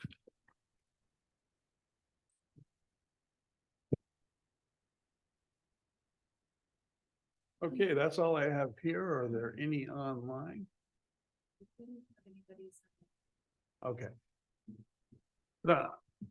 Is there anything else that staff would like to add before we move on? Well, I could I could respond to some of those comments and provide some clarity if you would like that, or we can move on. Up to you. Well, I think you could, yeah. Okay. I would think that would help. So the 12 changes that there were between the September version and what's in the packet, which is the October version of the TSP, were only made to volume 1 of the TSP. So volume 1 is the TSP document itself, and then the other documents that we are adopting with this whole package include the airport related comprehensive plan amendments. Those are a bunch of the other red strike through and green additions. And then also the Title 16 code amendments, which is a ton of additions. So those were not, I'm sorry, that was probably said confusingly, and we should have distinguished those 12 changes were only to the TSP document itself. It would be helpful also if the discussion ends up going in a direction where the council is feeling like this needs to be tabled. It would be most helpful to know, if we can be specific about what types of information are missing. What are the questions that still need to be answered? And with the TSP process itself,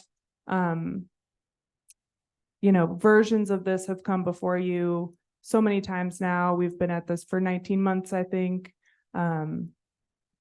So yeah, it does, but I'll stop there. Okay. Does that help a little bit? Yeah. All right, great. All right, so I will now go out of the public hearing. And I will go back into the city council. And then we will do another public hearing. Actually, So, why don't we, you want to vote now? we just discussed with Peter that it would be all right if you would like to pull from the council business, revise the agenda, pull the 6A up and address that now. Go ahead to be able to make a motion in a second, discuss it, take a vote. If it passes, good. If not, then we'd have a second motion, or just first discuss and decide what you'd like the motion to be. You could do that now and move that up out of the. We'll have a cleaner record on both of these public hearings if we do them kind of soup to nuts, so we get through the entire hearing. And then move on with the vote and then move on to the second Mhm. public hearing. I'm sorry, I listed that in a odd order on the agenda, but we'll make sure that gets cleared up next time. All right, and let's get an idea of what that should read as a motion. I think I have a good idea. Yeah, Yeah, I move to approve ordinance 2023-007. An ordinance amending chapter 6, 10, and 12 of the city's comprehensive plan, the comprehensive plan map, and title 16, development of the Estacada Municipal Code with conditions of approval designated by staff. is that how it should read? Yes. Okay. What we're just discussing. So if there's a second, then it's on the table for discussion before a vote. Okay, do I have a second? Second. Okay, is there any so first- questions about Let's that? have some questions here. Any questions on this before it goes?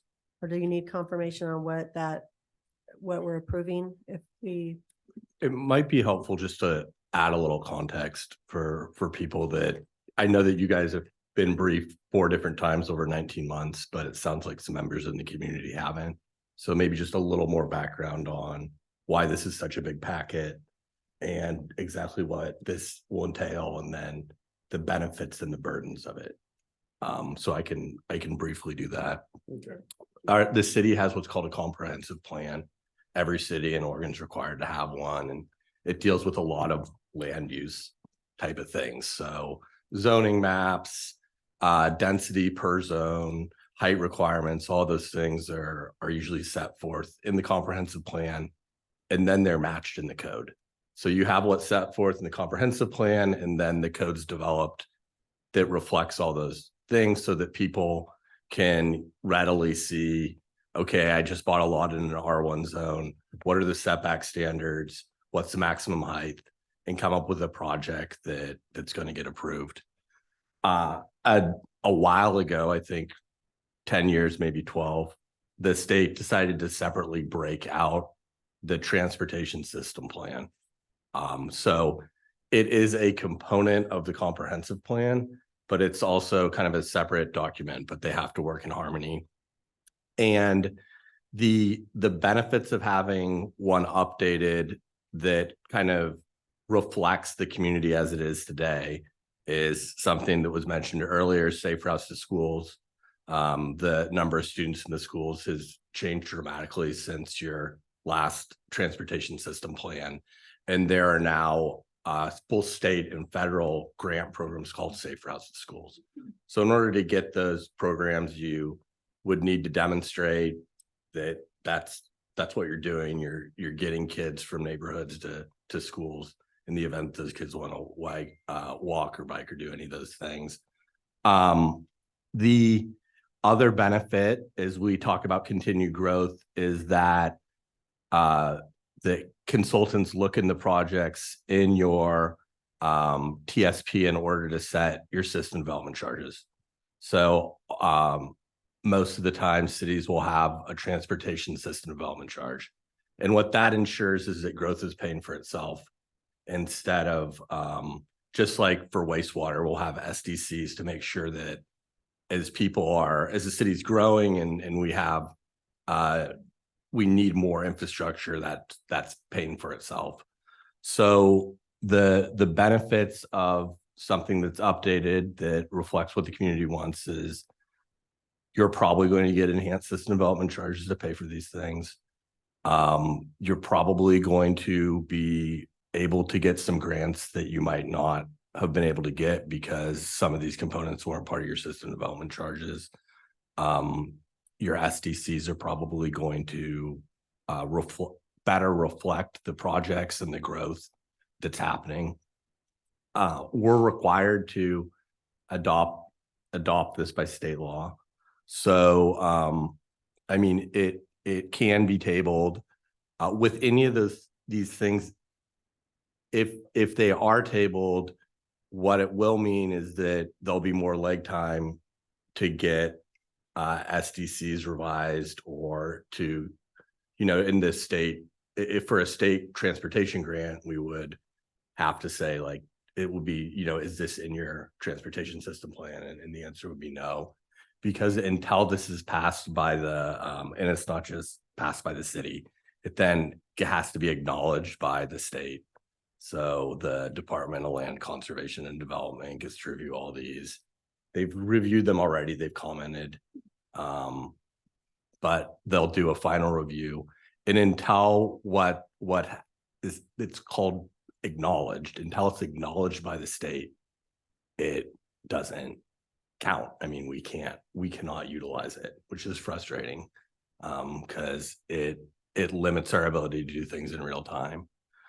That's part of the reason that in the state keeps requiring more and more in these documents. So I've been working on an urban growth boundary expansion that got approved in 2018, and we're still waiting for our comprehensive plan and TSP to be acknowledged due to litigation. So it can be a pretty lengthy process, and until that happens, it will be harder for the city to get maybe some of the resources you need in order to make sure that growth is paying for itself. That said, if people aren't comfortable with this, or if there are amendments that need to be made, or something that's missed, then it always makes sense to get it right, because to change it, to amend one of these things, minor amendments don't take 19 months like this has been, but it's not a short amount of time either. So it is important that people are comfortable with where we are. And then the complication was the airport. That was inside our urban growth boundary, but outside of the city, which was part of the reason we didn't have that code. We didn't understand that it was potentially under the threat of redevelopment when this first started. And so we have drafted, I'm going to call it, the strongest language that we could, in order to ensure that everybody understands, any future owners understand, that the intent is that this will always be an airport, that the airport's a critically important part of our transportation infrastructure, particularly if there's a natural disaster again or something like that. And that any future owners would know that, practically based on the size of the airport park right now and the percentage of that that's already in houses, that's where the 50 acres comes in. They're not going to be able to redevelop it. So when they see our code, if they think, oh, I can get this for cheap and I can flip it, and who cares that all these people love having their planes on site and being able to do all that, they can't under this code. It would take a revision of the entire comprehensive plan and all of that in order to allow that to happen. And what I think what we found is there's widespread community support in the community and on the council, and probably future councils as well. I can't imagine that people really understand the importance of that airport. So that took a little bit extra time, but we wanted to fold that into this process because we wanted that done and acknowledged. All right, Sadie, can you give me a roll call vote on this one? Anybody else wish to add into the discussion? I just want to say I'm comfortable with the process. We've been involved in this for all these months, not just the times that the presentations have been made to council, but also with the community involvement that we've had as well too. Many committees or commissions have been involved, and we've been part of those commissions as well too. So I appreciate all the work that's gone into this. This is something I'm excited to move forward on. Yeah, I was just trying to count in my head. I think this is my ninth meeting involving the TSP in the last 2 years, so the last 19 months. So. And a substantial amount of the green language in there that got dropped in there for pages and pages and pages was because we're developing a new airport code that didn't exist prior. So some of those running pages of new language is just bringing a whole new zone into our Title 16. So that's where a lot of the changes came from. And I'm pretty comfortable with all the information that's dropped and keeping up with it. I didn't read it straight through 927 pages, but over the multiple meetings and the changes that have happened and that I'm comfortable with the information that's in there. Okay. Anybody else? No? All right, go ahead. Counselor Hughes, Yes. Counselor McElroy, Yes. Yes. Yes. Counselor Stovall, Yes. Yes. No. Okay, thank you. All right. We'll go on to the next public hearing. So I will now shut down the city council and open the next public hearing, which will be on ordinance 2023-008 downtown design code amendments. And I'll let you take that, Pam. Okay. And again, thank you, John, as you head out for all your work on the TSP. Yeah, thanks, John. Yes, thank you, John. I think Alan's going to pull up the presentation here, and I just have a couple opening comments on this one. Just wanted to make a couple reminders and provide some reminding context for the council and also for everyone in the room. Just to make sure everyone knows what it is we're talking about here, what's being proposed.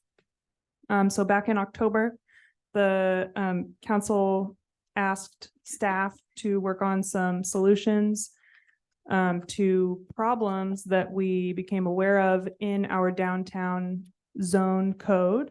And we became aware of that as we were trying to conduct downtown design review for the apartments project that a couple of folks have referenced tonight. And so this proposal that we're about to present, these are the changes that we've come up with as solutions to some of those problems that were brought up. And I want to just be clear that these amendments are not connected to that apartments project. I'm just worried that people have the misconception that what the council is voting on tonight is voting on that apartments project. And I just don't want people to have misconceptions. So they're only related in that we became aware of these issues because that project was coming through design review. Now, I will also note that it'll take time. If the council does decide to adopt these amendments tonight, it'll take time for those amendments to come into effect. They would do a second reading of the ordinance, I think in January.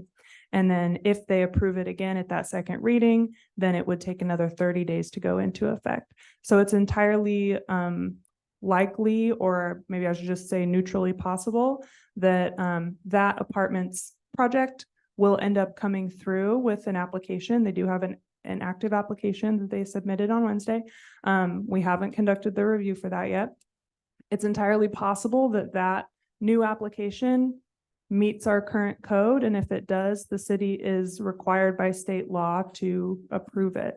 And so I wanted to say that again, because I see the council getting blamed for approving development that they maybe don't want to, but they know they're required to. And then you've heard staff getting blamed for, trying to push development through. And I just want to reiterate that we're really committed to following what the state requires us to follow on these things. So, and we're trying now to update our code to make all of this, to really clarify what the process is supposed to be, kind of boost some of it's mostly just clarifying the process, but we'll get into all of that. Just wanted to open with some of those hopefully helpful context. Can I make one more comment about that also? Really the way the influence that the council has is setting the vision and the priorities of the community, and we do that through the code.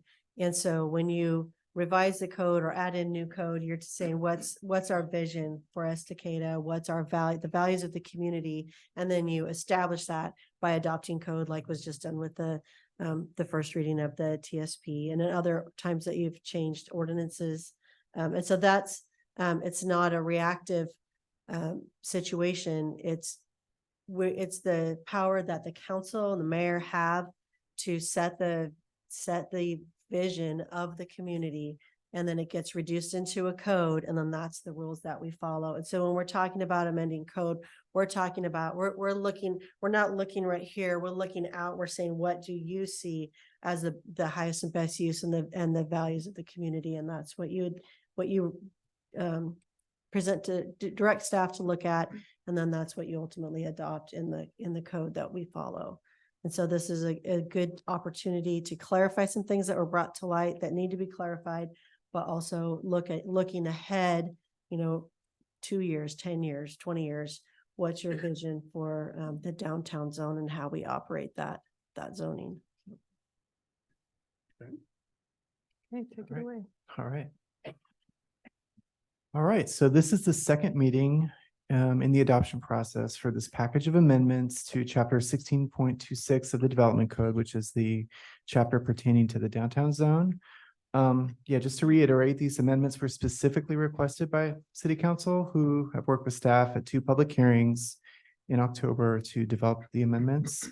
And so tonight, we'll hear the proposal, hear public testimony if there is any, and then make a final council will make a final decision to adopt this proposal as recommended or with changes. Okay, so this proposal includes code amendments related to the downtown design review process and also development standards in the downtown zone. So I'll briefly summarize Planning Commission's report, kind of explaining how the proposal meets the relevant criteria, and then discuss their recommendation to approve. Then Taylor will discuss the amendments in more detail. There'll be a chance for City Council to ask any questions about Planning Commission's report or the proposal. There'll be a chance for public testimony, and then finally, council can discuss their thoughts and make a decision. Okay, so the proposal is called Ordinance 2023-008, and it comprises all the amendments to the downtown code chapter that council requested and that the Planning Commission is now recommending. And I'll give a little background on the process here. I'm at the October 2nd Downtown Design Review Committee meeting. As Taylor was explaining, some issues concerning the standards and the process for downtown design reviews came up at the following council meeting a week later on the 9th of October.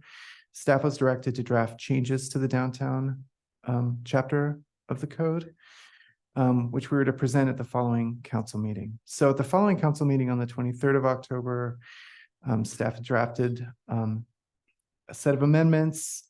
Those were examined and discussed, and further changes were then requested by council. And so then that set of draft amendments went before Planning Commission on November 29th. Planning Commission then considered our recommendations, heard public testimony, and recommended approval of the ordinance. The one change that they did recommend was a removal of the prohibition of ground floor residential in the Riverside area of the downtown zone. Okay, so in order to approve these amendments, the city is required to make findings. We went through this in the last ordinance, but I'll just go briefly over it again. So city is required to make findings that this proposal satisfies all relevant approval criteria. So this includes the Oregon statewide planning goals, the city's own comprehensive plan policies, as well as the development code regulations relating to legislative amendments. So the Planning Commission report describes in detail how this package of amendments satisfies each applicable approval criterion. And if the council agrees, they would then have the authority to adopt these amendments. And I'll now summarize how the amendments satisfy the relevant criteria. Okay, same system as before for the TSP. So the statewide planning goals align pretty closely with the cities. And they're bundled here by topic. here and labeled S for statewide goal, C for city goal. And the first few goals are procedural. Those have all been met, and the details are included in the Planning Commission report if you want to read more. And these are all the non-applicable goals. You can see that that's most of the goals, most of the statewide planning goals and the city's own comp plan goals. Yeah.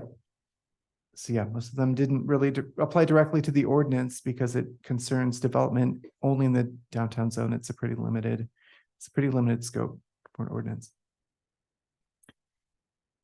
And now there was one approval criteria or one applicable goal for this ordinance, and that was the transportation goal. So by the addition of definitions for compact parking and pedestrian amenities, development and design requirements were clarified, specifically for transportation infrastructure in the downtown area, and thereby that would help foster the development of a variety of transportation modes for residents and visitors. And with that, I will pass it to Taylor to discuss the amendment specifics. Short and sweet. Okay. So, yeah, I'll also note that, well, we can get to this if, well, never mind, sorry. So the proposal includes several kind of just main components. So in most of the changes are amendments to the downtown zone chapter. As I was saying, a lot of clarification, but also improving and strengthening and developing the design review process.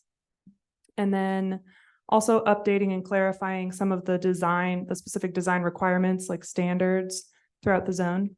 And then just 2 changes in the definitions chapter, which are to define compact parking and define pedestrian amenities. Both of these terms show up in the code, but we didn't have definitions and we needed them. I also want to note that the original proposal did include, as you all will remember, disallowing ground floor residential development in the what I'm calling the riverfront area of the downtown zone. So any part of the downtown zone south of Highway 224. And the intent of that, as we kind of discussed, was to promote a mix of uses there, a kind of pedestrian, maybe tourist oriented sort of area in that location. But the Planning Commission held their hearing and discussed, and they chose to recommend leaving that open to whatever the market would support. So they recommended removing that prohibition on ground floor residential. Sorry for the double negatives, but that was their recommendation. So you no longer see that in the draft amendments. And that is also why the statewide planning goals were so sparse, because if we do add those back in, we would have findings to support how that change still allows us to meet economic development and housing goals. But those findings were removed because the new proposal doesn't include that. Okay. Looking on the screen here. So here we're getting a little more specific about what these changes are. So I've crossed out that first one. As I just mentioned, the Planning Commission is disagreed with the original proposal to prohibit ground floor residential in that outlined area. The next change is to convert. We have this list currently of essentially preferred, which amounts to optional exterior building materials. And you really need your development code to be as clear as possible. And so we would prefer not having options, but having requirements or having list of things that are definitively allowed. So that's the one change here, is making that a definite list of allowed building materials. And I've highlighted a question here. The question came up that it's not clear whether or not the current code intended to distinguish between horizontal board siding and and vertical board siding. And so currently, as the code reads, we think it does not distinguish between those types of siding. We're wondering if you want it to. So I'm highlighting that question. And then the other change here is that we have this list of building materials that are allowed, but as you discussed, you don't want that to necessarily preclude certain types of building materials that maybe a designer has made look really good. They just happen to not be on the list. And so those types of building materials are essentially allowed via something like a conditional use process, where the design review board would look at it and say, yes, the applicant has demonstrated that they've kind of matched the historic design, or they've demonstrated that they've made it look good, right? The next change here is that it's these next two bullet points. We wanted to distinguish which types of design review could be conducted by staff alone and which types of design review should be conducted by a committee. The current code, as you recall, just says that staff could issue the decision or staff could appoint a design review committee. So that leaves it open for staff to have to figure out, would the council have any preference about whether I conduct this review or whether I appoint a committee? And so once again, we like to have really clear direction on that. So what we proposed for this was splitting it up into type 1. Staff review would be for any types of projects that are on existing buildings, and then type 2 committee review would be for any types of projects that include new structures. We can get into more details there, but that's the basics of it. And then there were some changes you wanted to make to the composition of the design review committee. We don't currently have a set minimum number of committee members. And so what happened at that recent design review committee meeting is I think we got 4 that signed on and said they could. One person couldn't show up, one person recused themselves, and we ended up with 2, and that's a really small committee, and that was uncomfortable for a lot of people. And so we set this minimum of 5 committee members. It's not listed there, but you need 4 for a quorum. We also expanded the types of people who could be on that committee. So currently we only could appoint downtown property owners, downtown merchants, or design professionals. That's all that staff are allowed to invite to the committee. But we expanded it to also allow planning commissioners and city councilors to sit on the committee. And just a side note, that's really helpful because it's hard to recruit people for these things sometimes. And so if we're limited to downtown property owners, merchants, professionals, and we just can't manage to get enough people on the committee in time to conduct the review in our legally required, deadline, it's really nice to kind of have this fallback option of we could just put the design review as an agenda item on the planning commission or the city council's agenda. We would try not to do that, but the code would allow us to do this now. And then we have also opened up 2 of the positions could be taken by just anyone that's living in city limits. So yeah, next slide.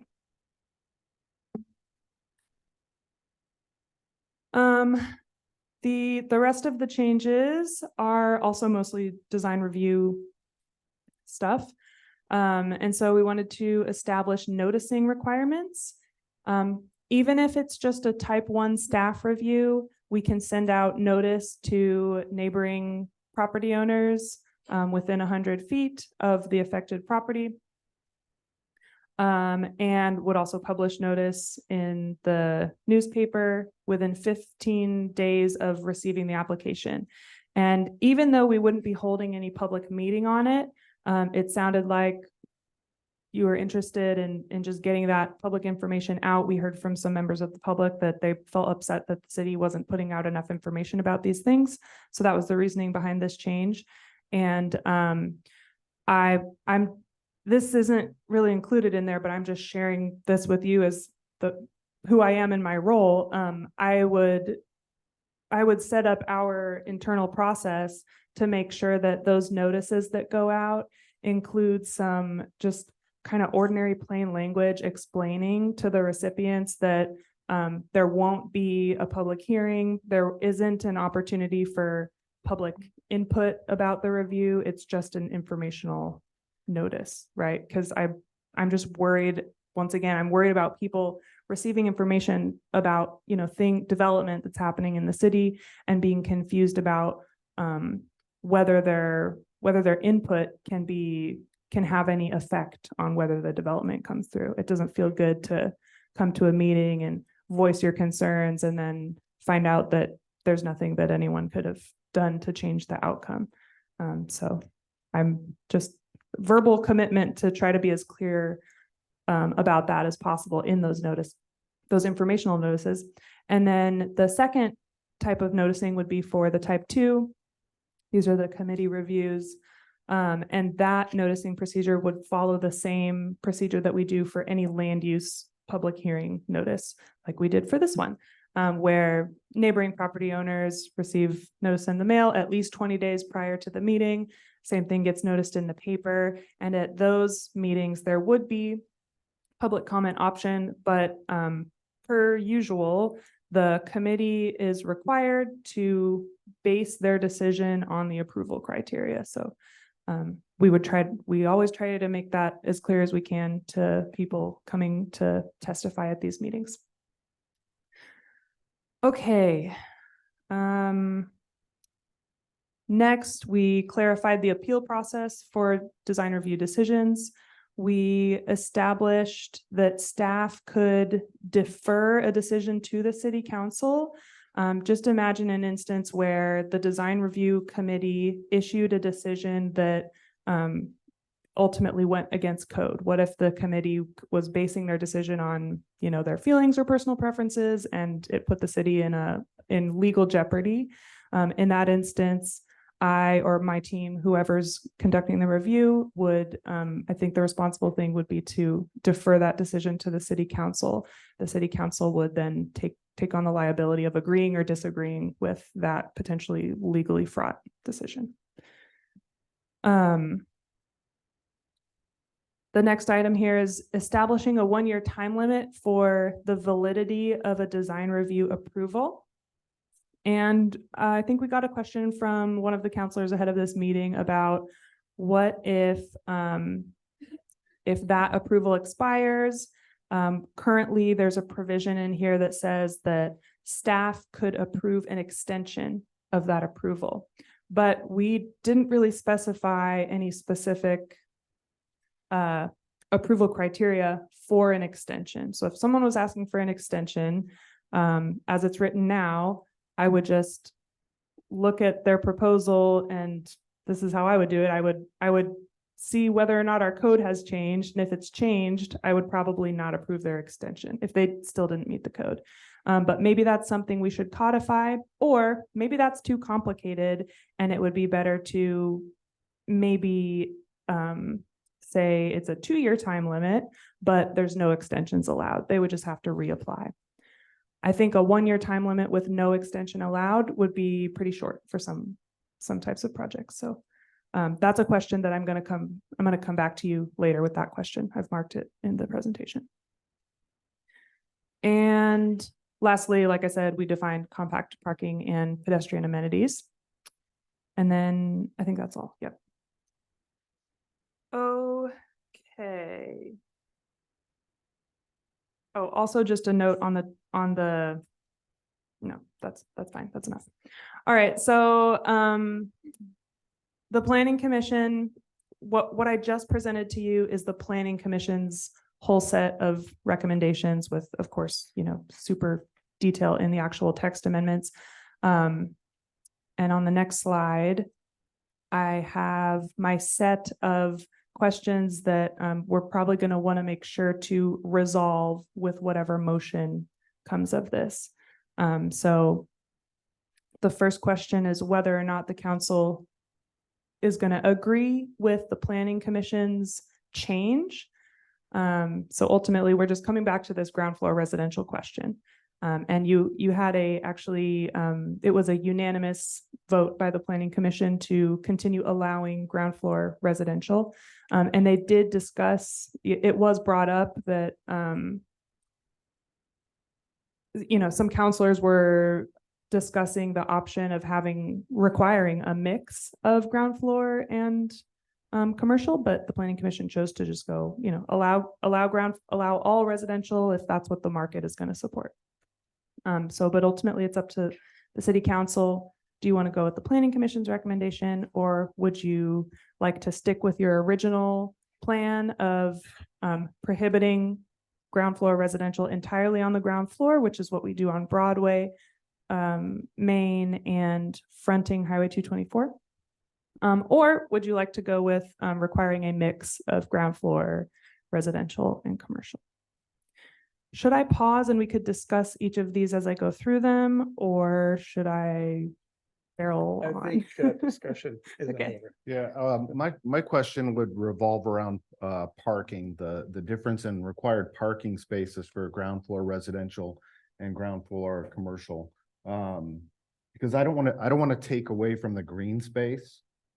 So if having ground floor commercial would require more parking spaces, I don't want to take the chance of taking away from the green space right there, because that's supposed to be riverfront beautification, and I wouldn't want, like I said, I wouldn't want to take away from the green space from the pedestrian amenities, but requiring more parking spaces.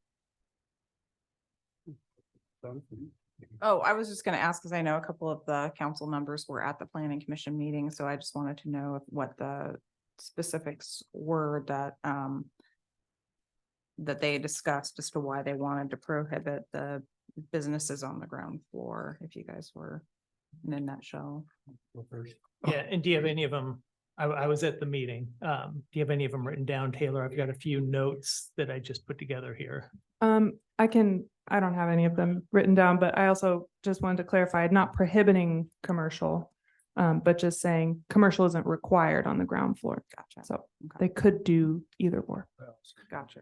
So yeah, jump in, Counselor, if I'm missing anything, but yeah, great amount of discussion on this. Their concerns seem to be more for the Main and Broadway downtown core. That having the commercial on the bottom there provides that cohesiveness along the main Broadway, kind of the 224, that area, as opposed to the Riverside area. They didn't feel the need for that. Again, the preservation of that main downtown core was more important than drawing in the Riverside area. I think one person said no solid reason to require commercial on the ground floor as well too. There was a comment that requiring commercial on the ground floor would absolutely kill any hoped development in that area as well too, given that the market is not there for this right now. And there's a whole trend going right now that less commercial on the bottom, and cities are converting those to residential now as well too. So those are some of the main points that I remember. Anything else? They wanted to see more evidence of where they thought like the increase of crime and things like that would come from this. And then there was also that they thought that it would take away from business in the downtown core, that it would split it, essentially saying that rather than a bunch of business traffic being downtown here, like on Broadway or whatnot, that it would then split it and take it over there. And they were saying that we need to be more propping up existing business owners and such in the community as well. Yeah. That was their reasoning. If we're discussing this, I think like Melanie showed some of the plans that they've been working on. I mean, they're a little bit lower on the priority list right now, but some of the plans we've been working on to open that up to public access. I know that some of the comments that were made were allowing that they thought that we were making this off of some decision based off personal feelings or such, versus they want to know where it came from. And my interpretation personally was that when we discussed this originally, it was on what is the feel flow that we're looking for in that, and that we wanted to keep it open to the public, keep a public feeling, and that if that was residential, that's going to make that a lot more private, secluded feeling. It's not going to be as welcoming to the community to go down there. It's going to, you know, the parking issues and the traffic plan for that specific area. There was issues along that. So to clarify for the community, when we made this decision and this recommendation, it came from understanding that we want to keep that open to the public, and that open flow and welcoming, not private and residential feeling with, you know, people living in the, you know, conversing back and forth on the ground floor. So I personally am with, I do support the businesses that do exist here, but I think that there is a demand personally for commercial. And I think that if we open that up and we make that commercial ground floor, that's in keeping in standard with what's going on modernization wise progressively throughout the state and other communities and multi-structure type buildings. And I also think that it would generate traffic. I mean, you could put a daycare in there, you could do a dentist. It doesn't just necessarily have to be retail, right? It's commercial. So I think that would also keep the flow open. And I don't know, that's where my head is on that. I'm in favor of whatever gives us the most green space. I do like the idea of a mix. I'm not opposed to having it along the whole bottom floor. Yeah. Sure. I think just to piggyback off of what Counselor Metcalf was saying, just looking at the numbers and the TSP and what was projected, right, quotes, in the next 20 years estimation, or assume there would be 713 new jobs in Estacada, and 61% will likely be in the commercial sector. So that's why, you know, I like the idea of having it be open to commercial space on that ground floor and keeping that within that the continuity of what we've got on Broadway here in Maine. And yeah, so that's just that's where I was coming from. I'm just looking at, you know, I'd like to see more businesses without taking away from obviously the current businesses here, but growth will happen. I mean, I guess if people want to keep it a bedroom community, you can keep it a bedroom community, but I think we're going to need more spaces for jobs, for businesses to come in, especially if we're going to open stuff up along the riverfront, you know, more kind of outdoorsy type shops or whatever. But yeah, so those are my thoughts. Yeah, I like the idea of having the ground floor commercial over there. I think with the new water access project that's going to be going in over there, there's going to be a lot of new traffic coming to town.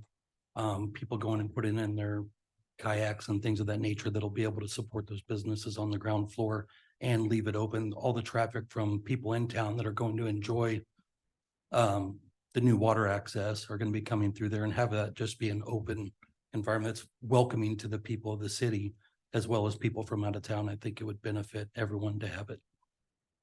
Okay. And I'm in agreement. I think that more on the bottom floor is going to be useful on the riverfront. I think our riverfront is going to become the place that we've all dreamed it would be one day. And it's going to be soon. With the public growing the way it is and the area growing the way it is, it's going to happen.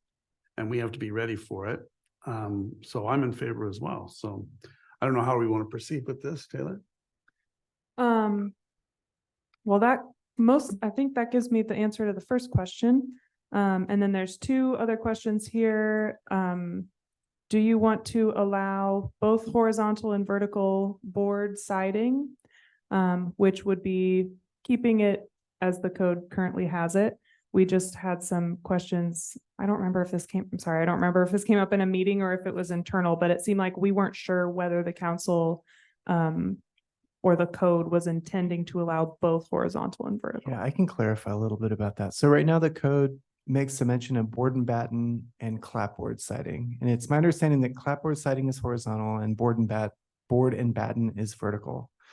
But it doesn't explicitly say that in the code. And yeah, it was just our hunch that if, you know, we hadn't talked to many people who knew the difference between clapboard and board and batten, and maybe it would be good to actually specifically say horizontal versus vertical, if those two types of siding were what the council wanted to see in the code.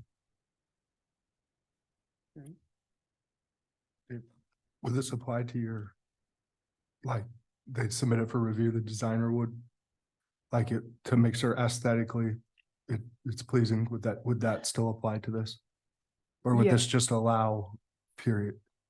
Yeah, so they would still have to submit for design review, and we would go down the list of code requirements, and basically we use it as a checklist and say, you know, we get down to the exterior materials section and we say, okay, these are the allowed outright exterior materials.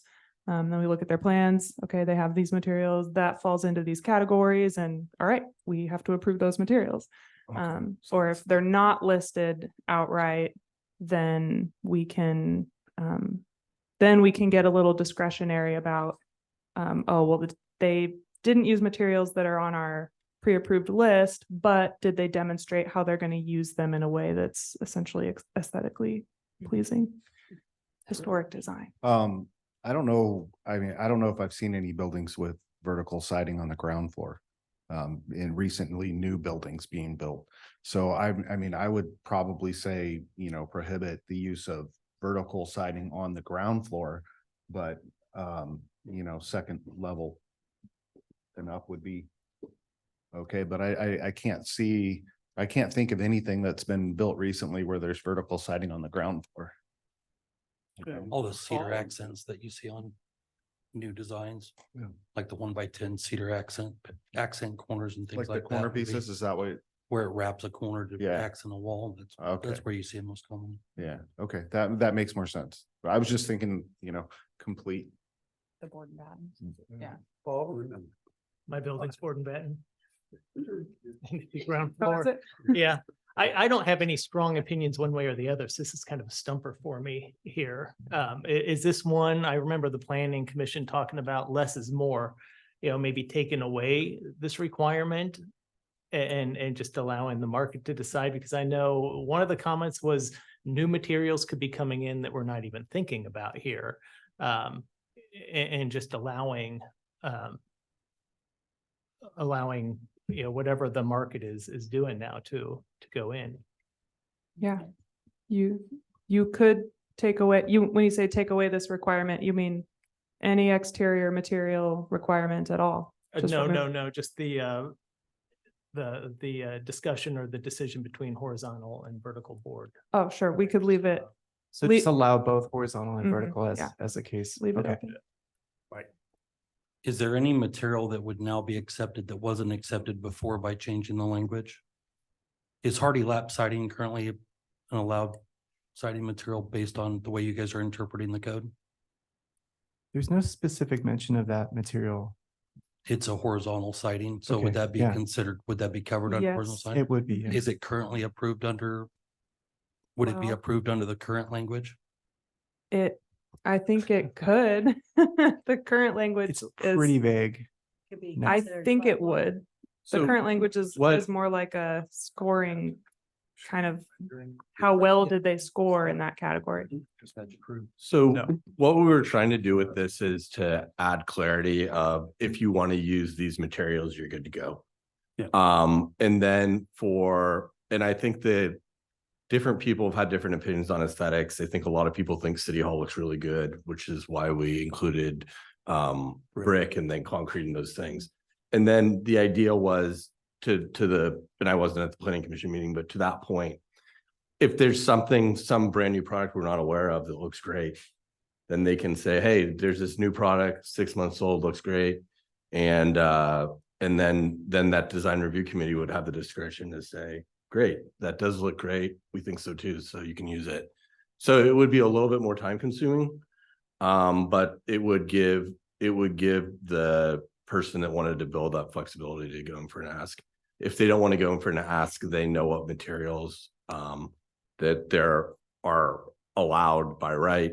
Then the other thing that I would say is there is one element of this that it's not going to take 60 days plus to go into, or more, depending on what we decide tonight, to go into effect. So the compact parking, we have parking spots defined. We didn't have compact defined. So that's what we've referred to as vague.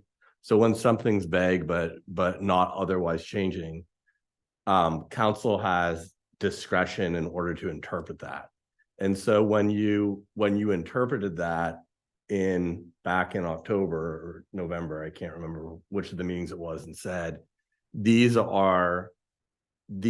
is the size of the compact parking spot, then that's enough for us to tell people that are going through this that the parking spot is that, even though it's not.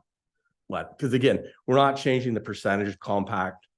We're not changing the length of the, we're taking a category that already existed and just applying a definition to it so that we know what the city means by compact.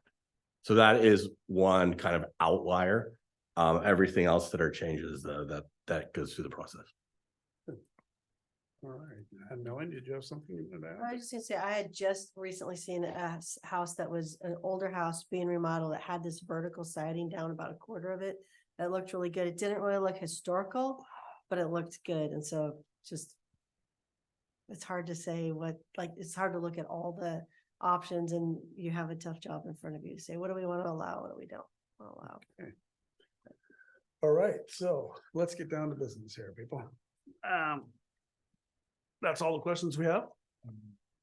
And then one more. She was. And then, Design review. yeah, do you want to allow design review approvals to be extended when they hit their 1-year expiration, which would be a staff decision as it's written?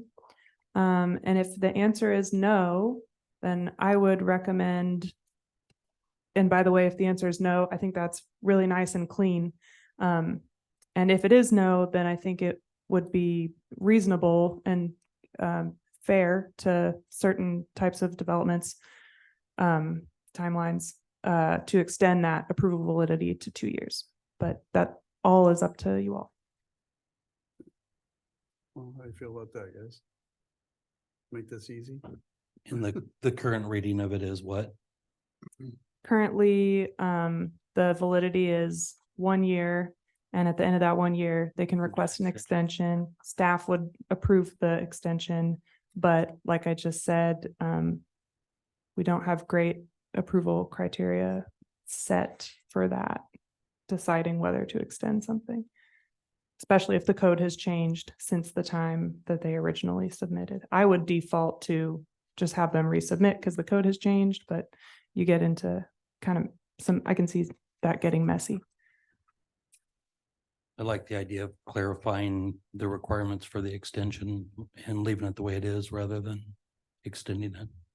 Yeah, I would say please, everybody. Agree. Yeah. So I think that's your answer on that. So would the clarification then be if there have been no code changes, nothing's changed? Or what if they'd moved forward and were had invested a lot in the project, but hadn't quite, when does it end? Like when you have your building permit issued, or I'm not sure, like why would there need to be an extension of the design review? It would be for they would not, so if they pass their 1 year mark without requesting an extension, I think our standard would be 30-day notice, written notice. That's what we do for other extension requests.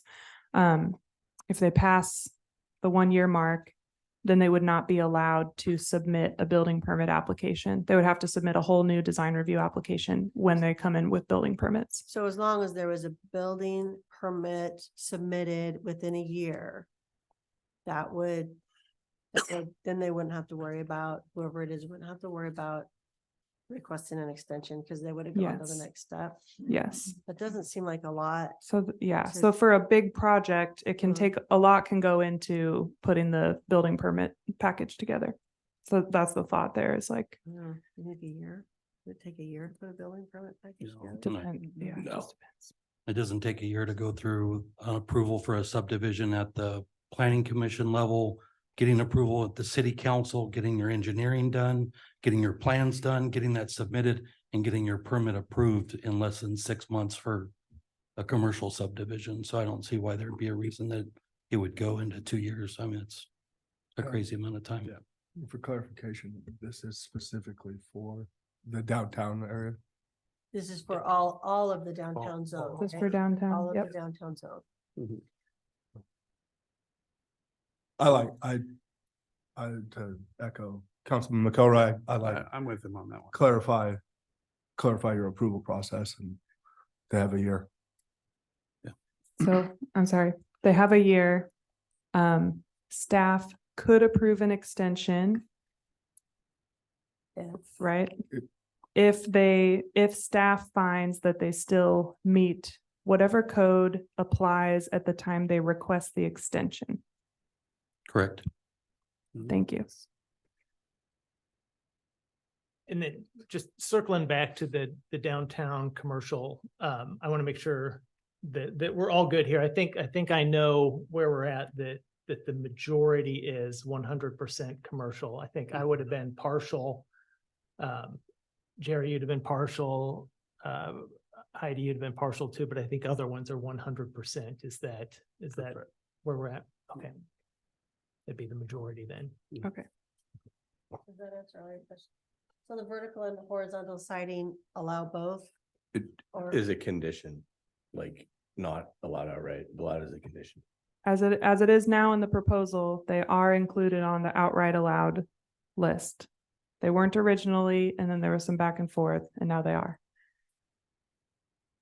Right, you got that, Melanie? You look My- a whole lot.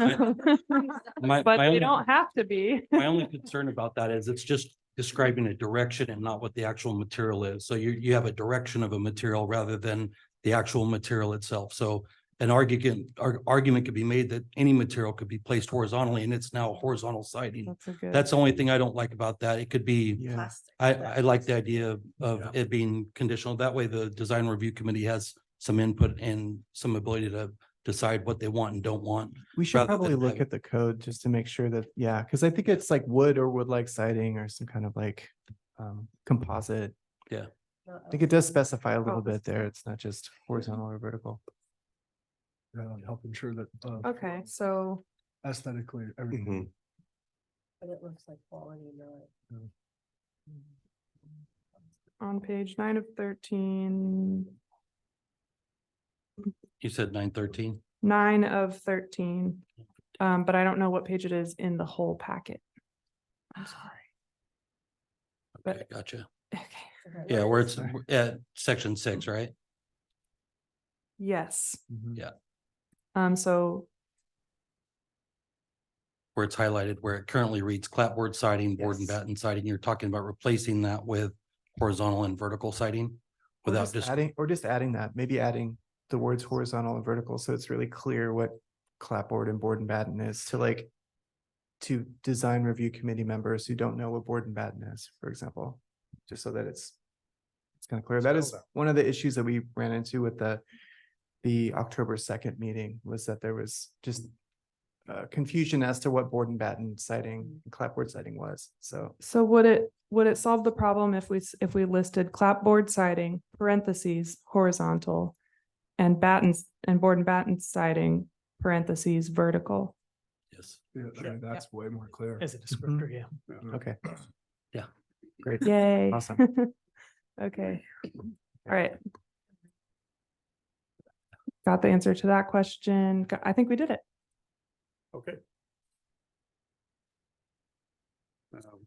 Continue. No.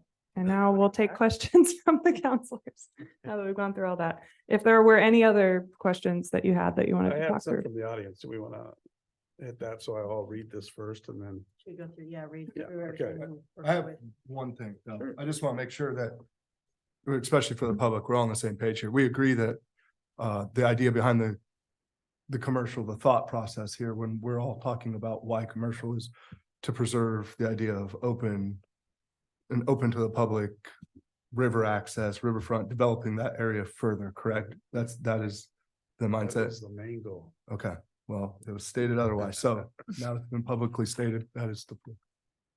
Before we read that, I just also want to say we got that a little bit out of order in answering those questions and discussing that. Before we heard the public comment, I would recommend and advise just listening strongly to the public comment. If the council wants to discuss it any further, has more questions for staff, or has a change of opinion after hearing public comment, I would just encourage you to consider that. Because we know where we're standing right now. We're clear on the questions, what we think the answers are, but as we hear the public comment, then just take that into consideration before the. So if you look at number 7, so this is actually kind of unfolding the way that it should. So now that the members of the audience that might have questions have gotten more clarity as you've worked through all this, and then if you look at then the mayor is going to read the LUBA statement. The public comments are going to be held, and then under 7, 7 is really a rebuttal to the public comments. So if the council needs further clarification after hearing the public comments or has additional questions that have been triggered by that, that's kind of the purpose of number 7. So we can get to that, and then there's that council discussion, and that's kind of among you guys only, unless somebody says something that requires more from the staff. All right. Okay, I will now read this. Any members of the council wish to abstain and declare ex parte contact? I'm not seeing any. Okay, the council will now hear the staff report. We did that. Is there any correspondence regarding the application to Taylor? There is, since the packet's gone out, there is one letter from Estacada Lake Apartments LLC, Zan Hamilton, Jeff Schindler, and Susan Hamilton that I think was printed out and placed in front of you. And should I read this later during public comment, or I think they're also It's here, probably gonna speak. written, it's already in the record. Okay. So people can enter evidence of the record via written materials or public testimony. Okay. Okay, great, thank you. Now I will read a statement about evidence presented at the hearing.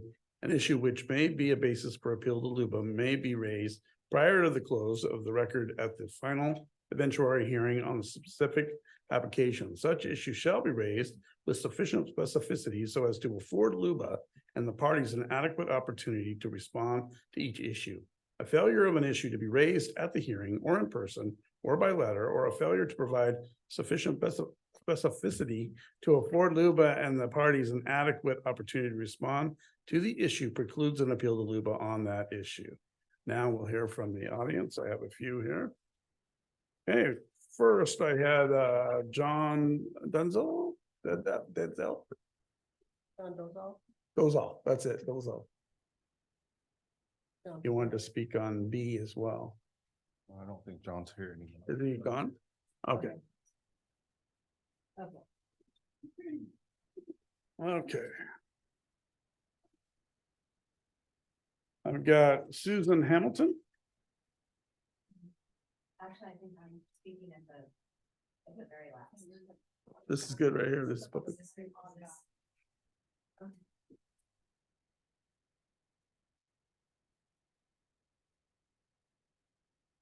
I'm Susan Hamilton. I'm one of the developers of the apartments that we've been talking about. And I just wanted, first of all, there's been some talk about the different counselors or the staff or whatever. I want to just say, speaking from my point of view, and I've talked to all of the counselors except for Councilwoman Hughes. We haven't connected yet, but I don't doubt that she has the same feeling. I have found that they are actually very, very interested in what everyone thinks, and they want you to be involved. And people have differences of opinions, but I think it would be an error to say that they don't care what people are thinking and they're just pushing through what they want. They all have different points of view themselves. And I wanted to say that in response to the feedback we've received And in an effort to provide transparency for the public, we have launched a website. It can be accessed at estacadalakeapartments.info. And we have put up new site plans. And as new information becomes available, we'll be putting those up. There's a room for you to contact if you have questions. Mayor Drinkwine had suggested having a open house, so to speak, to include public comment, but we really felt that this website is going to be able to give more continuous, up-to-date, better means of getting information out.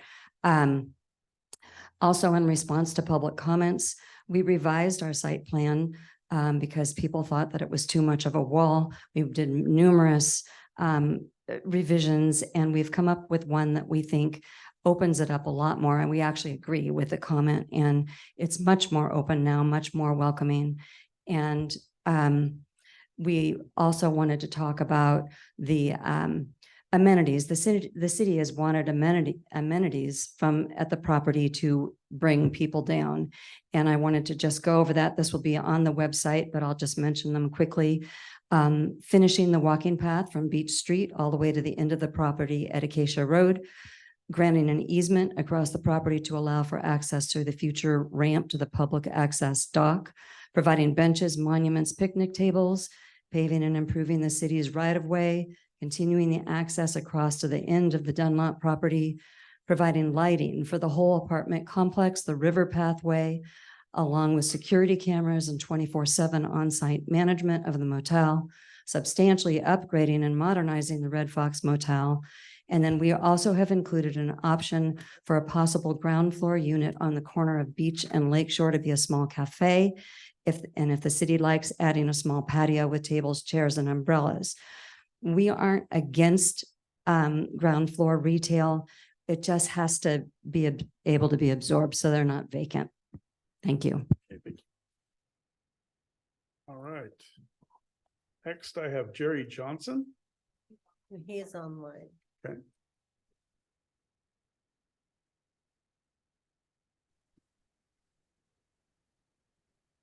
Hi, am I coming through now?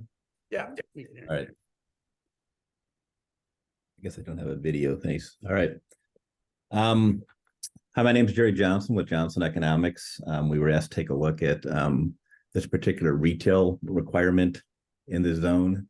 This is something we've dealt with a lot over my 30-some years working in the industry. First of all, commercial space is really only viable when it has a lot of criteria in place. It has to have convenience to market, visibility, competitive environment. It's great to have provision of retail services. It's positive for everybody, positive for local residents. It's positive for the actual development. I think it's the requirement for retail services that we would generally be opposed to, primarily because when retail works, you'll actually see developers do it by themselves. When retail doesn't work, it basically undermines the feasibility of the project. It makes you pick up a lot of costs that you can't recover. You can try to push it to higher rents. It's hard to do that. And you know what your downtown needs is it needs more support, more demand. Building retail space doesn't create demand. It dilutes demand.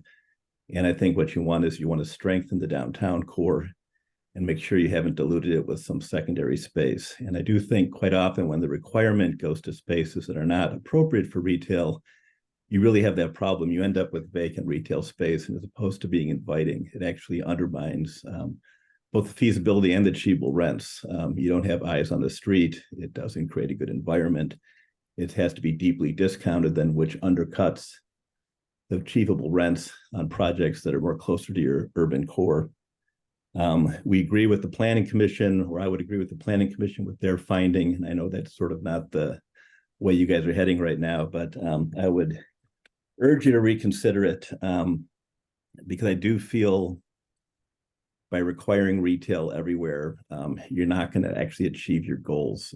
The intent is good. Everybody likes to see it open, but I think the outcome is going to be something you'll be unhappy with.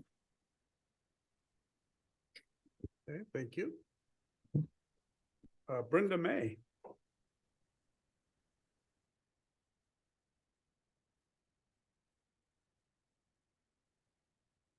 Hi, my name is Brenda May. I'm sorry, I'm really shaky. I've never done public speaking.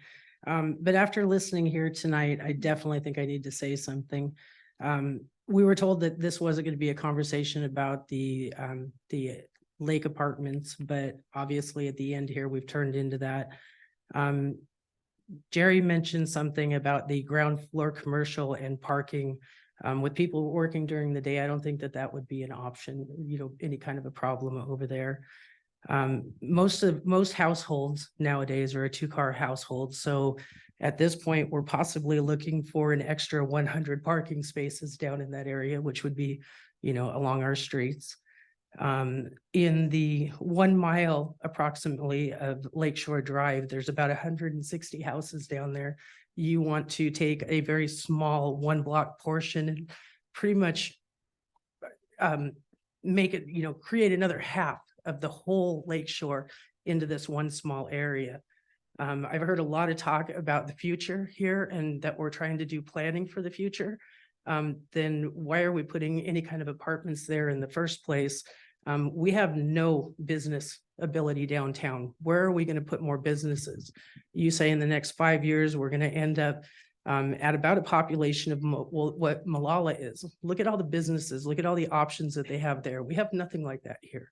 You want to do tourism, we have 2 shops that are pretty much any kind of like a souvenir type shops for people that come and visit, which is High School Pharmacy and Mossy Rock.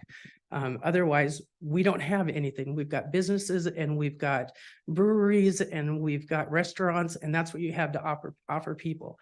Well, if somebody comes in and visits us for a day and they go to a restaurant, they're going to go to a restaurant.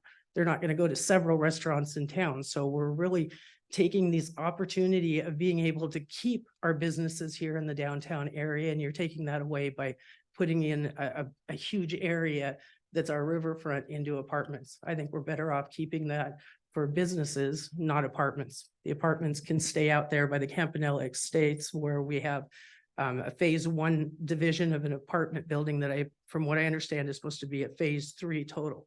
So why are we trying to take over our downtown area and take away businesses, which we really, really seriously need in this town? Thank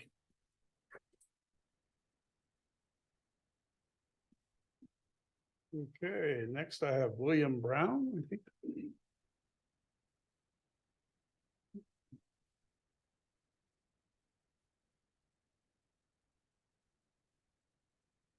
Hi, my name is William Brown. I have been opposed to this thing since the day it began. Originally, I had great hopes for it when I heard that there were going to be 100 new apartment units. And then I found out they were all going to be studios and single bedrooms with no ADA access. For one, that's against state and federal law. And for 2, we don't need single family units. We need places for families. You want families in this town? Families, we need to have more than just 1 bedroom or a studio, no bedroom.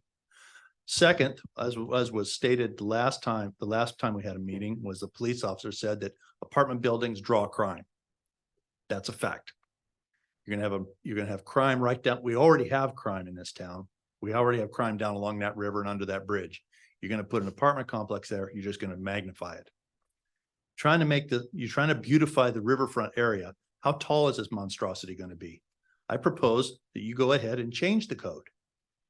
There are no buildings in this city that are more than 3 stories high, not a 1. Most of them are 2 stories high. Make a height limit.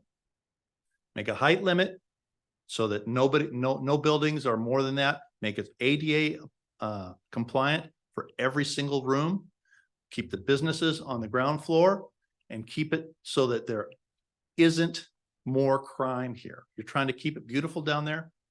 Let's keep it beautiful down there. This however many of a story how high this monstrosity is, it's not going to be beautiful. You look at all of the historic downtown area, and then you'll see this modern monster right on our river, right where you want to draw visitors and tourists. Anyway, that's about all I have to say. Thank you. Okay, last I have Jordan Winthrop.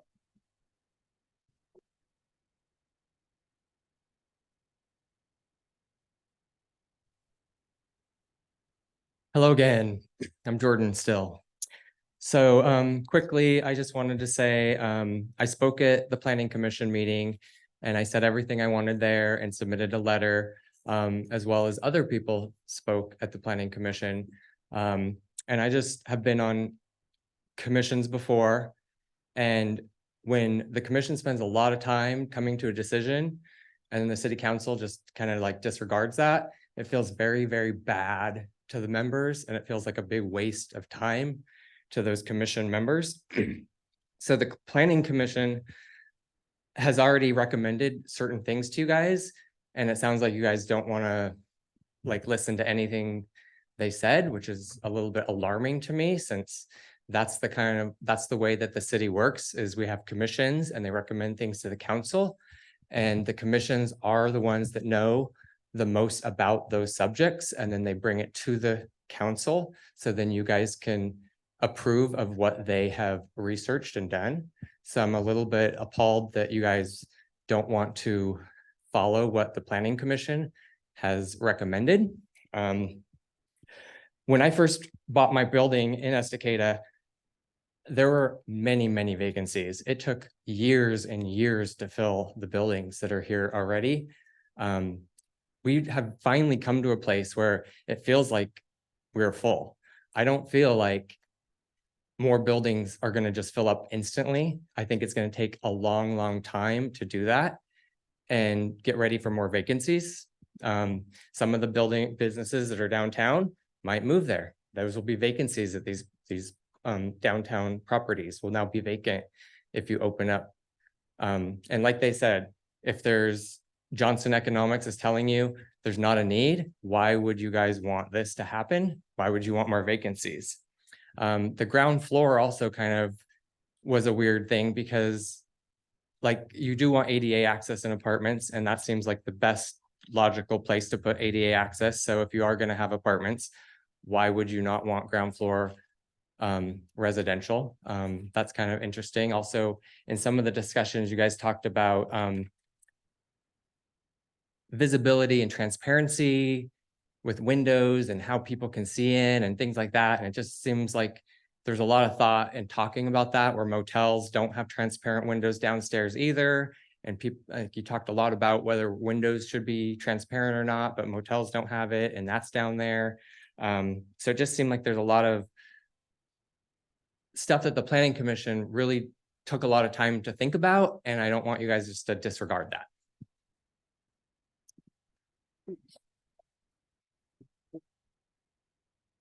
All right, that's all I have for me. Is there any online?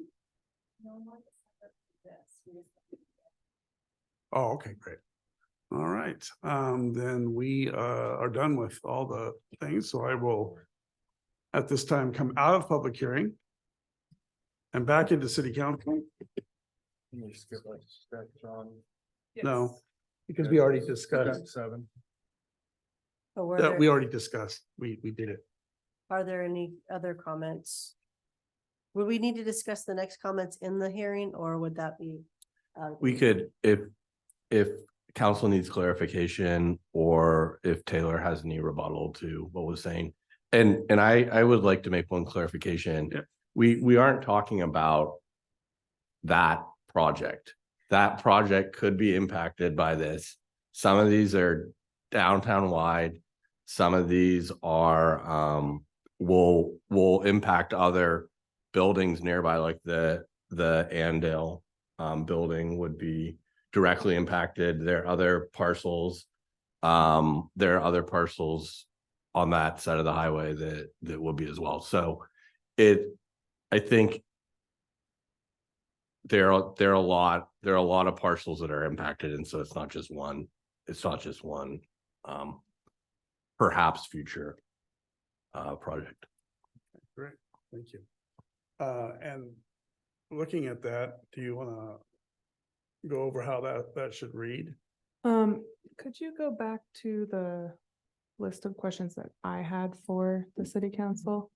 Do we need to go back into the public hearing since he closed it? We're done in the council business portion. We can do it either way. Yeah, so we're fine. Okay. The council can still discuss though. You don't have to, yeah. Of course. Yeah, so I don't think I have any responses to any of the public comment that we just heard. But I wanted to bring this back on the screen in case that's something that the council wants to revisit any of those. You know, you didn't really make decision, you kind of indicated your intentions on those, so.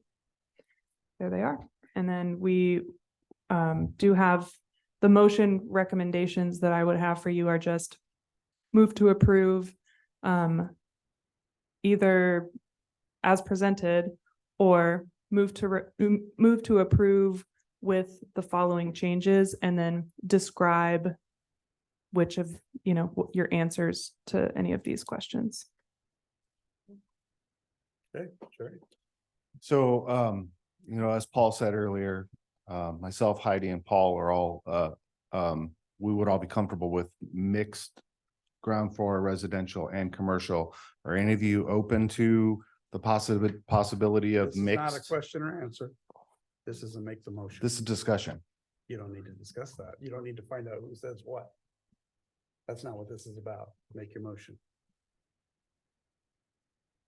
We're trying to figure out which of these answers. And we're gonna figure that out right now.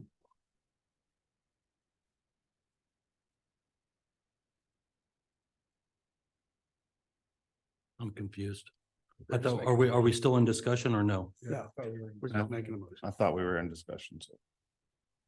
Well, we can do the motion, we can second it, then we can discuss, and then we can vote. Do I have a motion? Taylor, how do you want that to read? Of the motion? If with the Would you- changes, just note the changes. Would you mind if I take 1 minute to type up how that should read? Yeah. Would you mind?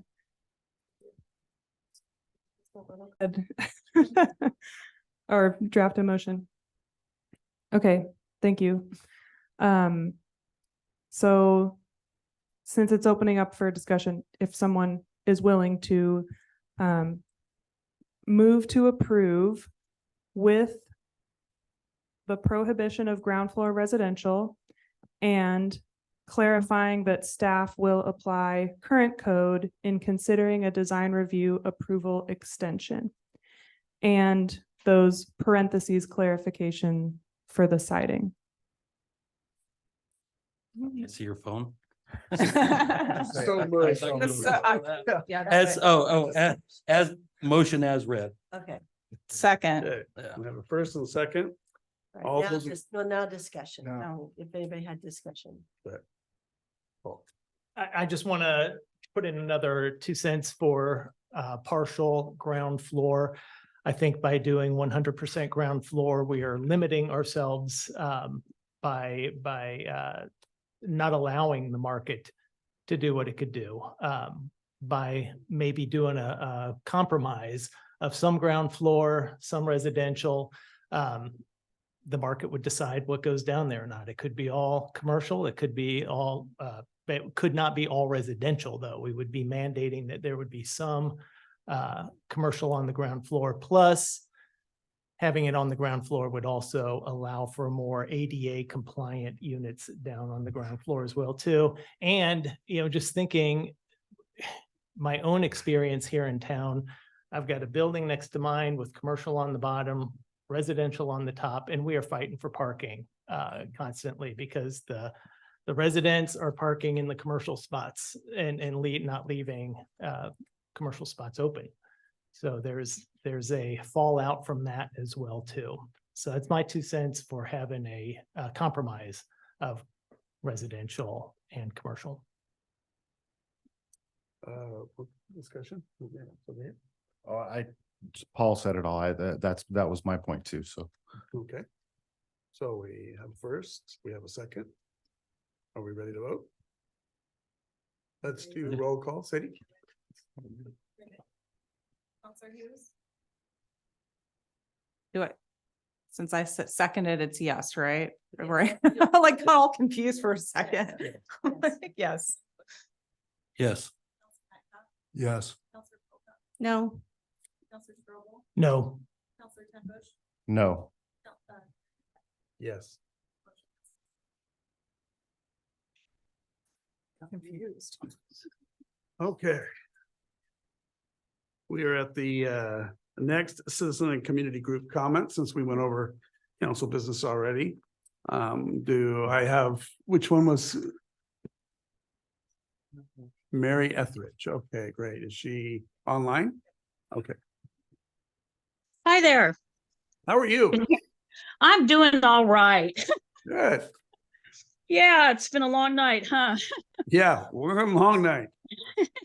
You know, I think when things get zoned and encoded differently or annexed into the city, it does show a negating measure, a reactionary measure to what's going on. For example, when the developments come into play, Curran Creek 2 and Curran Creek 3 that's going to be annexed, there's almost an immediate building going on. They have the building almost after they get, you know, they tear down the trees and then build. And so that's kind of what's happening downtown. I'm just got a question about the toilets.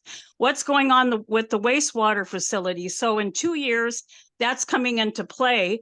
But in the meantime, there's going to be businesses being built, toilets being used, apartments being built, and toilets being used. So 2 years down the road, that's going to be taken care of. But in the meantime, are we getting fined? There desperately needs to be better communication between the city planners, the Estacada Planning Commission, the Water Bureau, and city projects specific to certain roads to the townspeople of Estacada. The community has a right to have a website for notifications and one specific person to update that at City Hall, not just sporadically and agendas that are inaccurate. And, you know, I love the stuff that you put on what's going on with the Christmas tree lighting, and I go to all those things, but I want to hear other things. And besides the wastewater treatment that's happening on October 23rd, I attended a council meeting and a great suggestion and discussion was had by several councilmen. They voiced that there is a need for engaging lines of communication with what's happening in Estacada, with city decisions and ideas on the city website. Quote, the city council could go 60% of the way and the townspeople goes 40% of the way.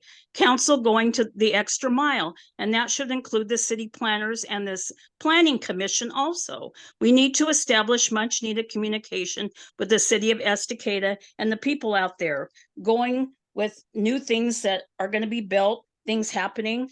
I mean, what about this water access project? You know, I saw it at a glance. You know, I go to all the city council meetings, I listen to things online, and I go to the planning commission meetings. So I have lots of notes, but you know, unless things are actually emailed to me, because you have to go down to the city to read something on for the planning commission, I knew everything that was going on with the airport before the meeting. You know, there was a last minute change. The R1 was a last minute change. I thought, they're going to be developing around the airport. That's what the planners had put together.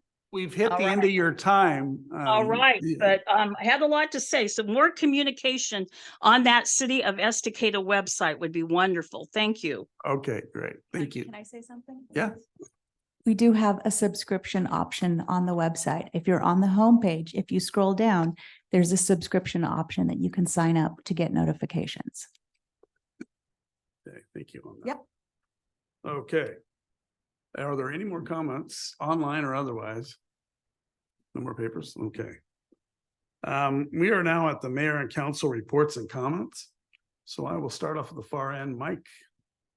Just wanted to thank everyone that came out. Good turnout. Appreciate everyone taking the time, especially for such a long meeting. Appreciate all the work that went into the TSP and getting that passed. I mean, it's been a long process and all the staff's work on that. I wanted to recognize and apologize if I'm mispronouncing it, but Deputy Quintero was up in our neighborhood responding to someone that was having a mental health emergency. And I was able to become a part of that, just trying to help out. But the way that she handled that situation, de-escalating and just the most professional manner, it was amazing. I just want to recognize the way that she handled that whole situation. really appreciate the way she did it and glad to have officers like that in our city. So that's it. Thank you, everybody, for coming. Everybody that stuck around the whole meeting, I appreciate it. I had an opportunity to visit the new Wade Creek Commons this week, I think it was. Time flies. It's beautiful. It's meant for people earning 60% below the median income. It's great.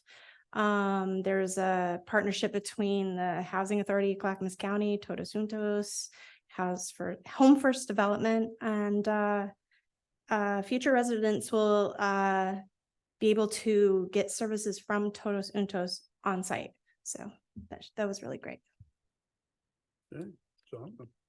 Yeah, I just want to thank everybody also for coming out and sharing. I want to say that it's really rewarding to see a large number of you out here. At least initially, there was a large number of people in the audience, and that's more of what that helps us gauge what the community wants, and we're here to serve you, as you like to remind us as well. So the more of you that continue to show up, the more that we can represent your interests and your voice and what you want. So thank you for those of you that have done that.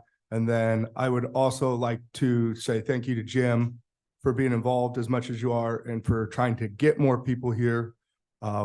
Getting people involved is something that we wanted to do, that we've discussed. And I was the one that led the conversation on transparency from our end and communication on our end as far as council. And I'd like to thank the staff that I think you've done an outstanding job at initiating that and making big leaps and steps. We are always going to have room to improve, but I would say that we've come a long way already. So thank you guys for your hard work, and especially on that TSP. Great work. Oh. Thanks to everyone for coming out tonight as well too. Great turnout, great discussion. Appreciate that amongst the staff as well as fellow counselors too.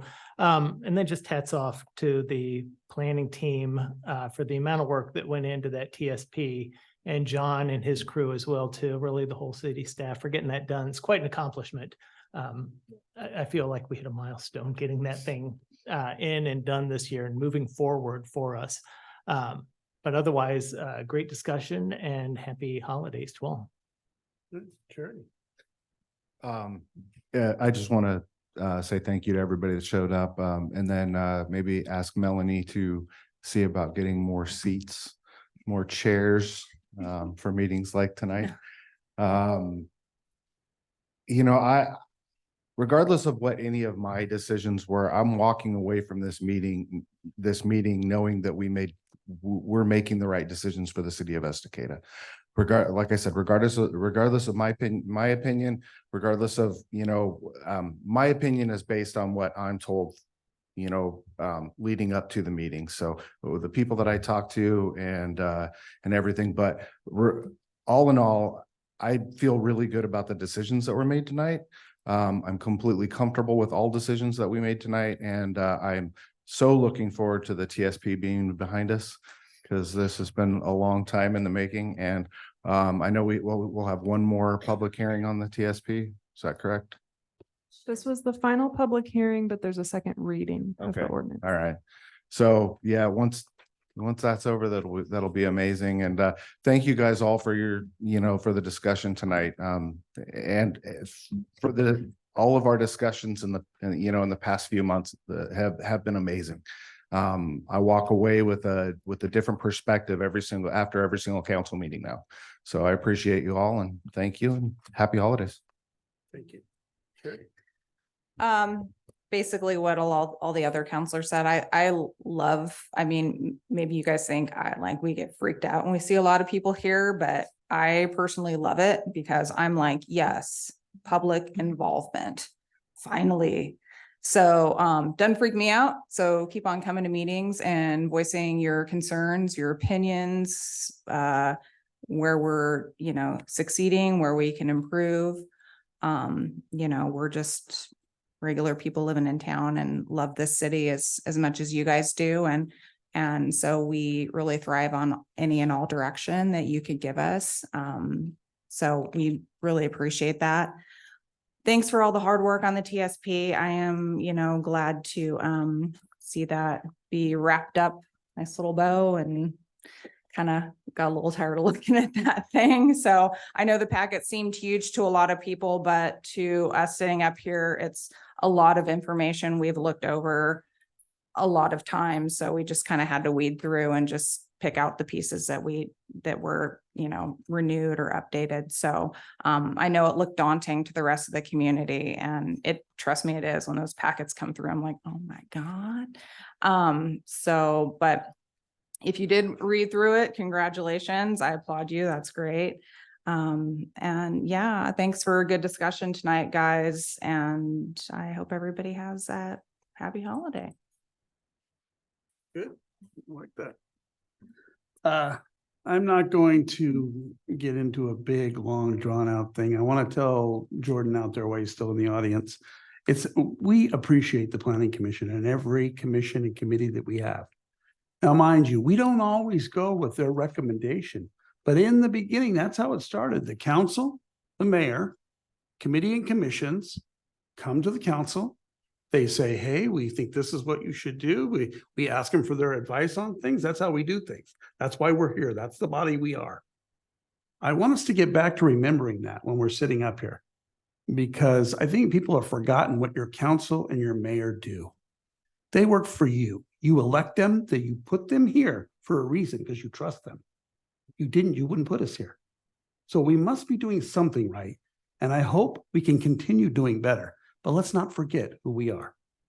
So I want to wish all of you a Merry Christmas and a Happy New Year. Thank you.